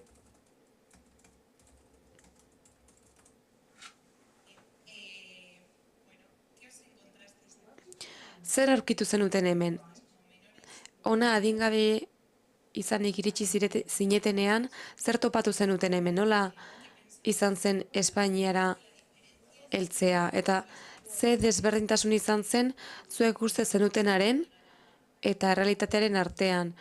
Hau da, Marokon zeundetela uste zenutenaren eta gero bertara iristean ikusi zenutenaren aldean. Nik senideak hemen neuzkanez, ezagun batzuk ere hemen euzkan, haiekin hitz egiten nuenean, haien esperientziaren berri eman zidaten, haiek ona iristean bizitakoa kontatu zidaten, eta esan zidaten hemen beti oso ondo bizi zirela, hemen lortu nahi zena erraz lortu zitekela, baina gero ona iritsi nintzenean beste realitate bat aurkitu nuen. Haiek beti gauza onak kontatzen zituzten, ez zuten beste herrialde batera familiarik gabe iristeak dakartzan gauza txarra kontatzen. Ez dakizu lehenengo pausoan nora eman ere autobusetik jaistean. Ni adin txikikoa nintzen eta adingabea nintzen ez nuen arazo gehiagirik izan. Kalean norbaitek adina galdetzen zidanean 16 urte nituela esaten nuen, eta udaltzaingoetara joateko esan zidaten, eta haiek zentro batera eraman ninduten. Hori egin nuen, adingabekoen zentro batera joan nintzen, eta hori beste historia bada.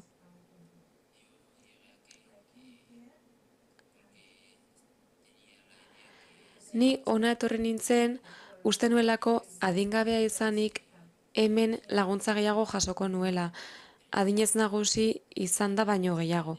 Hasieran adingabekoen zentro batean egon nintzen eta ondo zegoen, janaria ematen zizuten, dutxa lo egin ziteken, kasi ere egin nezaken, baina ez nekien gero kalera irtetean zer topatuko nuen.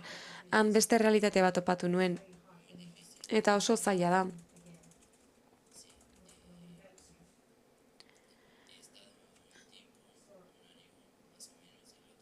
Urte bat eman dut kalean, gutxi gora bera. Eta ez dago ondo kalean egotea. Ez daukezu jateko dirurik, ez da dutxatzeko aukerarik, ez da lo egiteko ere. Arazoak topatzen dituzu, arazoak etortzen zaizkizu alde guztietatik. Eta saiatu behar duzu drogan ez erortzen. Jende gaiztoarekin egiten duzu topo. Eta saiatu behar duzu polizia etortzen ez den lekuetara joaten, bestela eserita eta motxila bat eskuan duzula ikusten bazaituzte, ziurrenik gerturatu eta erregistratu egiten zaituzte, eta hori rollo handia da.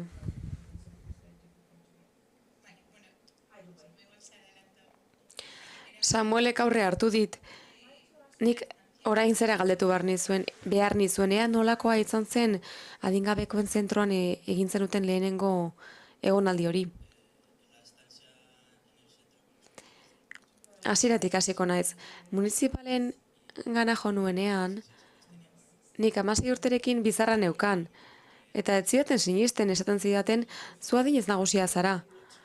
8 ordu pasan nituen aulki batean, eserita, eta gero proba egin zidaten, ezakit nola izena duen probak, eskumuturreko proba hori adinez txikia edo nagusia zarela erakusteko, frogatzeko, eta han Loiolako zentroera eraman ninduten jarraian.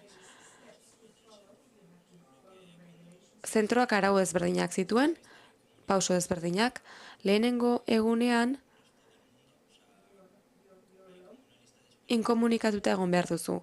Itxarote zerrenda bat daukate. Eta nola esaten da, 2 zera dauzkate.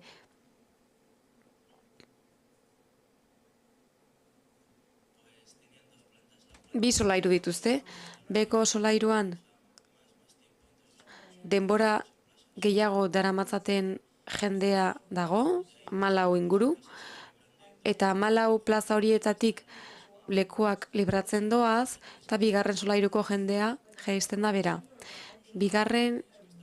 solairuan egun jakin batzuetarako lekua ematen dizute. Nik 27 egun pasanituen mugikorrik gabe, familiarekin hitz egiteko aukerari gabe, eta munduarekin komunikatzeko aukerari gabe.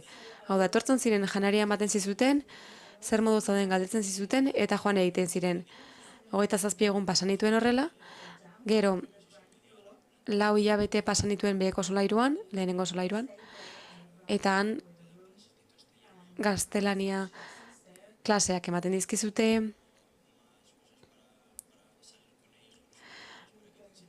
hezitzaileekin jarduera ezberdinak proposatzen dizkizute, kalera ateratzeko aukerak, eta han asko ikasi nuen haiengandik, eskerrik asko.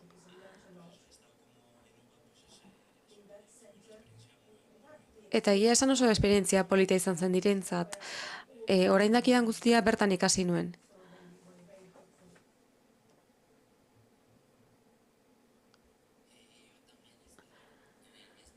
Ni ere zentro berean egon nintzen, adamen egon zen zentro hartan.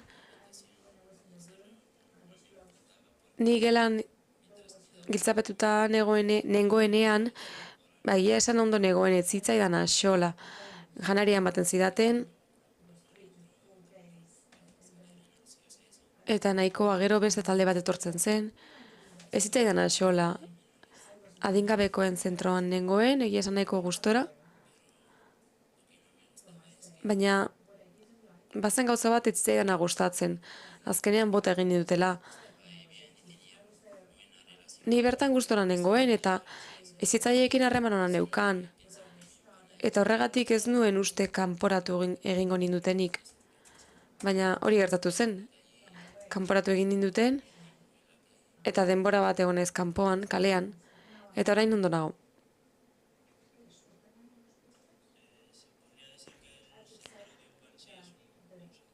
Esan daiteke zentro hau arautu egin dela ez adin nolabait anabasa sortu bertan, baina oso arau zorrotzak dira. Adibidez, berandu jaikitzen bazara ezin duzu gozaldu. Edo familiarekin 7 minutu bakarrik hitz egin ditzakezu.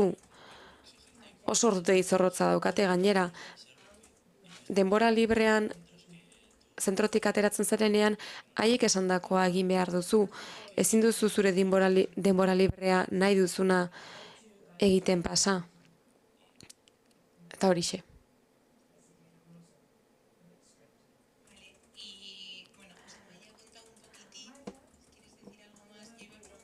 Amaiak zerbait aipatu du, nik esan nahi nuke, nik galdetu nahi nieke, ean nolakoa izan zen zentrotik irtetea. Bi errealitate ezberdin dituzue, naiz eta zentro berean egon zareten.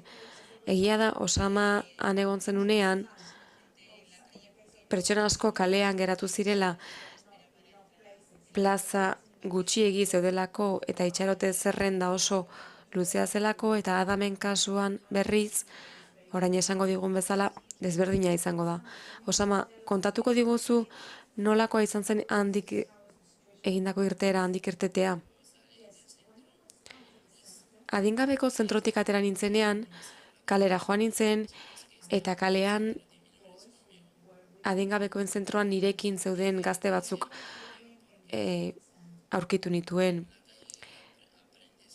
Ikusi nuen aldatu egin zirela pertsona hauek. Kalean gauza batzuk ikusten dituzu, gauza batzuk ikasten dituzu, eta horietako asko drogen menpe zeuden. Orain aurrekari penalak dituzte, eta horregatik ezin dute dokumentazioa lortu.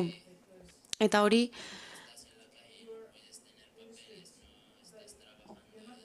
oso kaltegarria da. Kalean zaude, ez daukezu paperik, ezin duzu lanik egin, eta gainera astero epaitegira joateko deitzen dizute. Horregatik gazte asko galduta geratzen dira kalean. Eta askok ez dakite zer egin, nola pasa denbora ondo kalean. Ez dakite nola egin.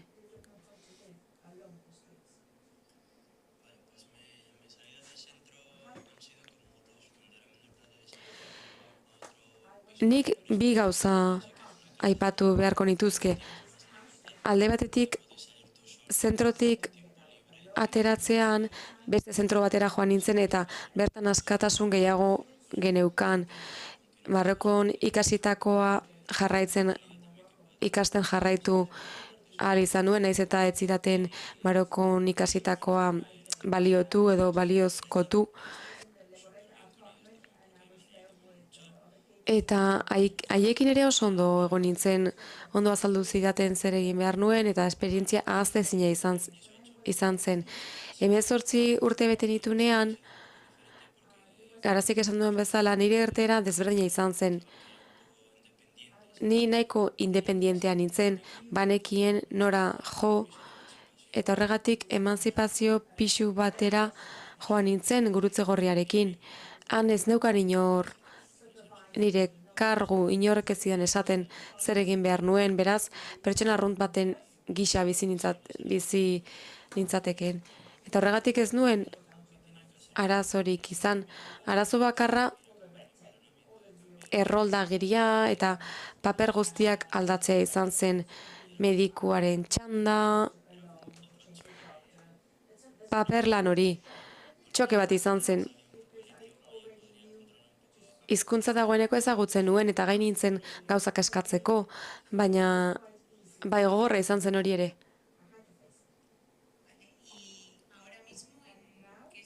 Eta une honetan ze egoeratan zaudete? Irteera duela denbora bat izan zen, beraz, une honetan nola zaudete? Orain asko zobeto, lehen baino asko zobe. Orain ikusten dut aurrera egiten ari naizela, ez nagoela kalean. Etxe batean nago, praktikak egiten ari naiz. Asko zobeto nago, lehen baino beto. Baina hobeto egongo nintzateken kaletik pasa ez banintz. Hobea litzateke zuzenean pixura etortzea.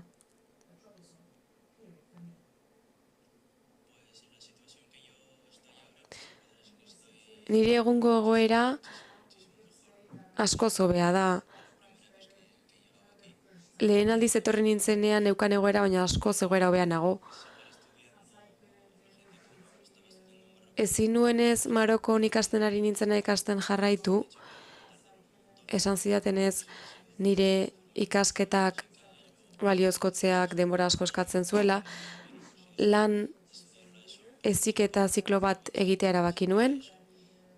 Horretarako derrigorrezko bigarren hezkuntza atera barra izan nuen, gero erdi mailako lanbide heziketa bat egin nuen, eta gero goi mailako lanbide heziketa. Eta atera egin dut bere praktikakin eta gauza guztiekin.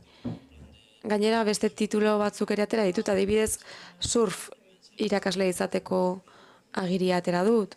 Eta jende izugarri ezagutu dut, eta horrek ate asko ireki dizkit. Noski jakin behar da norekin elkartu, norekin ez, nore galdetu. Bati bakarrik galdetuz gero irtera bakarra emango dizu. Baina jende askori galdetu behar zaio esperientzia izan duena zure aurretik eta horiek ondo bideratuko zaituzte eta joan behar duzun lekura eramango zaituzte. Orain dena amaitu dut eta datorren urtean ingenieritza mekanikoa ikastea dagokit. Vale, y bueno, por ir un...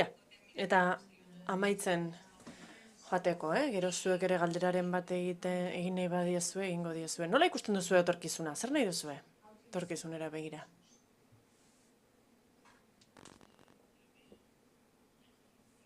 Hobeto ikusten dut. Pertsona guztiok beti nahi dugu hobetzea, ez da, gure bizitza eta segurtasuna lortzea, eta nik ikusten dut ari naizela hobetzen. Eta espero dut bizitza normal bat izango dudala, beste guztiek bezala. Eta espero dut nire familiari lagundu ala izango diodala. Oso garrantzitsua da niretzat, eta ongi egon nahi dut bizitzan. Pues nada, mi futuro yo lo estoy... Etorkizuna nola ikusten dudan, oso garbi daukat. Nik uste dut etorkizun on bat izango dudala. Iruditzen zait ikasketa gehiago ere bukatuko ditudala eta jende zoragarria dut inguruan eta iruditzen zait etorkizun oparoa izango dudala, seguru nago. Zerbait gehiago erantzi nahi duzue? Beste zerbait edo galderei txanda irekiko diegu? Bai, galderak nahi ditugu. Bai, aurrera. Norbait galderaren bat egin nahi du? Bai, nik galdetu nahi diet Adam eta Osamari, zuek bizi izan duzuen esperientziaren ondoren. Zer esango zienieke jatorrizko herrialdeetan, zuek hasieran zenuten ilusio hori duten neskamutilei. Ze gomendio emango zenieke neskamutil gazte hoiei?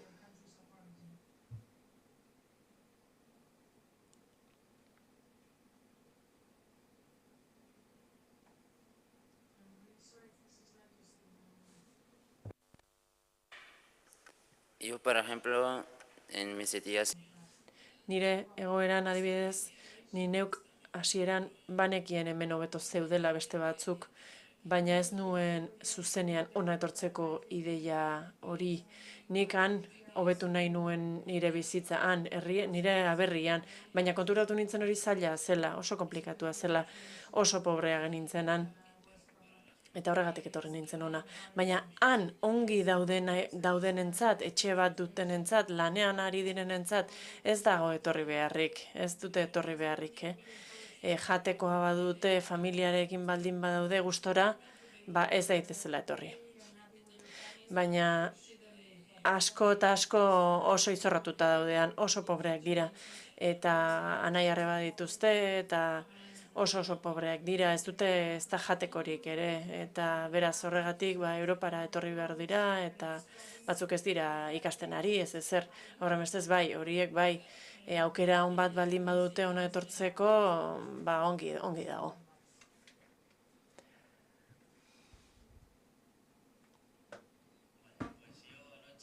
Nik zer esango nieke neskamutil horiei? Zer esango diet ideia hori buruan dutenei, ona etortzeko ideia duten horiei.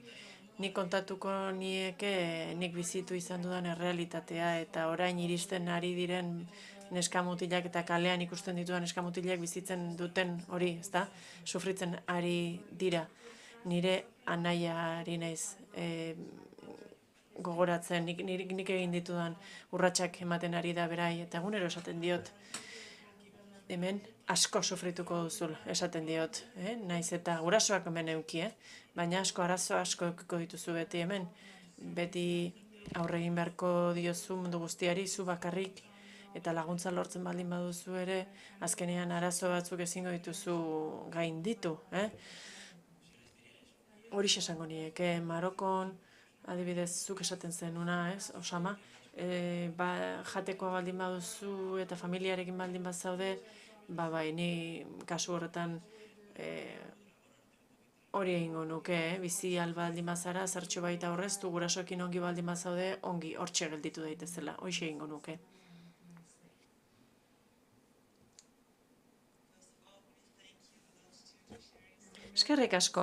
Eskerrik asko, zuen esperientzia gurekin konpartitzeagatik, ni badakit ez dela erreza, batzuetan historia personal hauek partekatzea talde handian, beraz, eskerrik asko horregatik hasteko.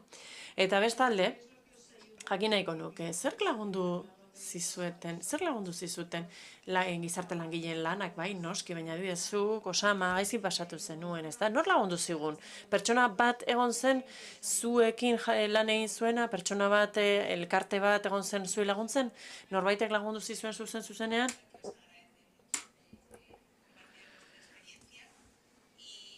Os quiero preguntar cuál ha sido la mayor ayuda que habéis tenido o que habéis recibido, por dónde ha sido, porque habéis hablado del centro, habéis hablado de los educadores, educadoras. Handa laguntza nagusia, hezitzaileen laguntza, ikastetxeena, zein izan da zuentzako laguntzaren euskarri nagusia zuen bizitzan?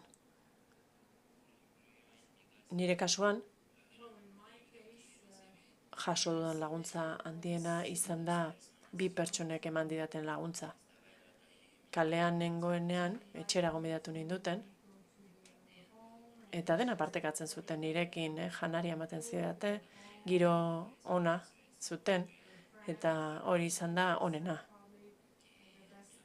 Hemen gertatu zaidan gauzarik ederrena. Ikusi dudan dena, kalean ikusi dudana ikusi ondoren, ez nuen uste, nik horrelako jende aurkituko nuenik, horrelako jende ona, konfiantza duena, ezagutu ezarren, etxera eramaten zaituena, ikusi eta berehala, eta laguntza ematen dizun jendea. Hori da honena. Hori da laguntza handiena. Tira, laguntza garrantzitsuena, ez dut alakorik aurkitu, egia esan. Jendeak, egia esan ikusten du, ideia garbi dituzunean, ikusten zaituzte, ikusten duten igan pertsona bat edo mutil bat bide honean doana, bere helburuak beteko dituen mutil bat, eta jende guztiak lagundu nahi zaitu. Egia esan laguntza, era guztietako laguntza jaso ditut, jende askok lagundu nago, baina bat horrela ez dakit zein nabarmenduko nuken, ez dut laguntza handi berezi bat jaso egia esan. Jende guztiak lagundu nago,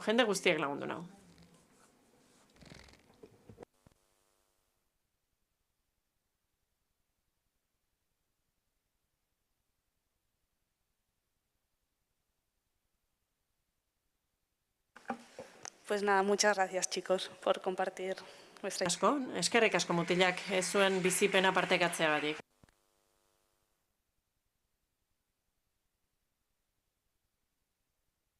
Bueno, nos vemos mañana a las 10 arriba. 10:00 elkar ikusiko dugu hemen goian.